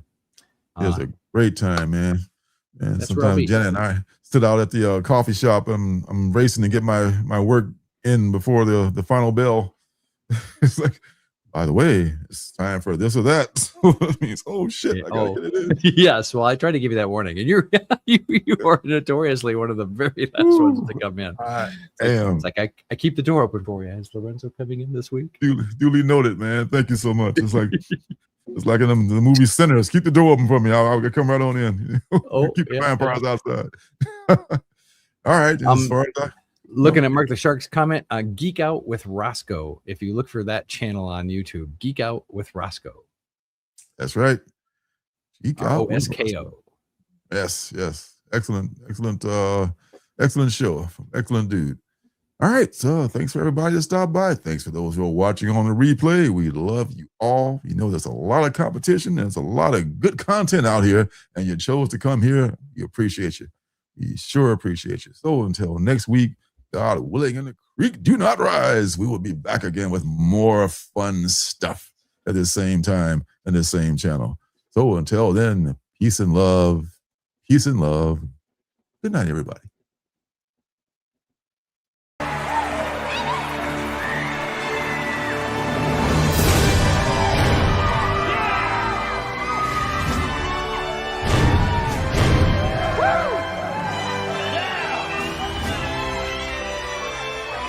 Denver! City by the Bay! John Denver! Is a fire really necessary? Ask them.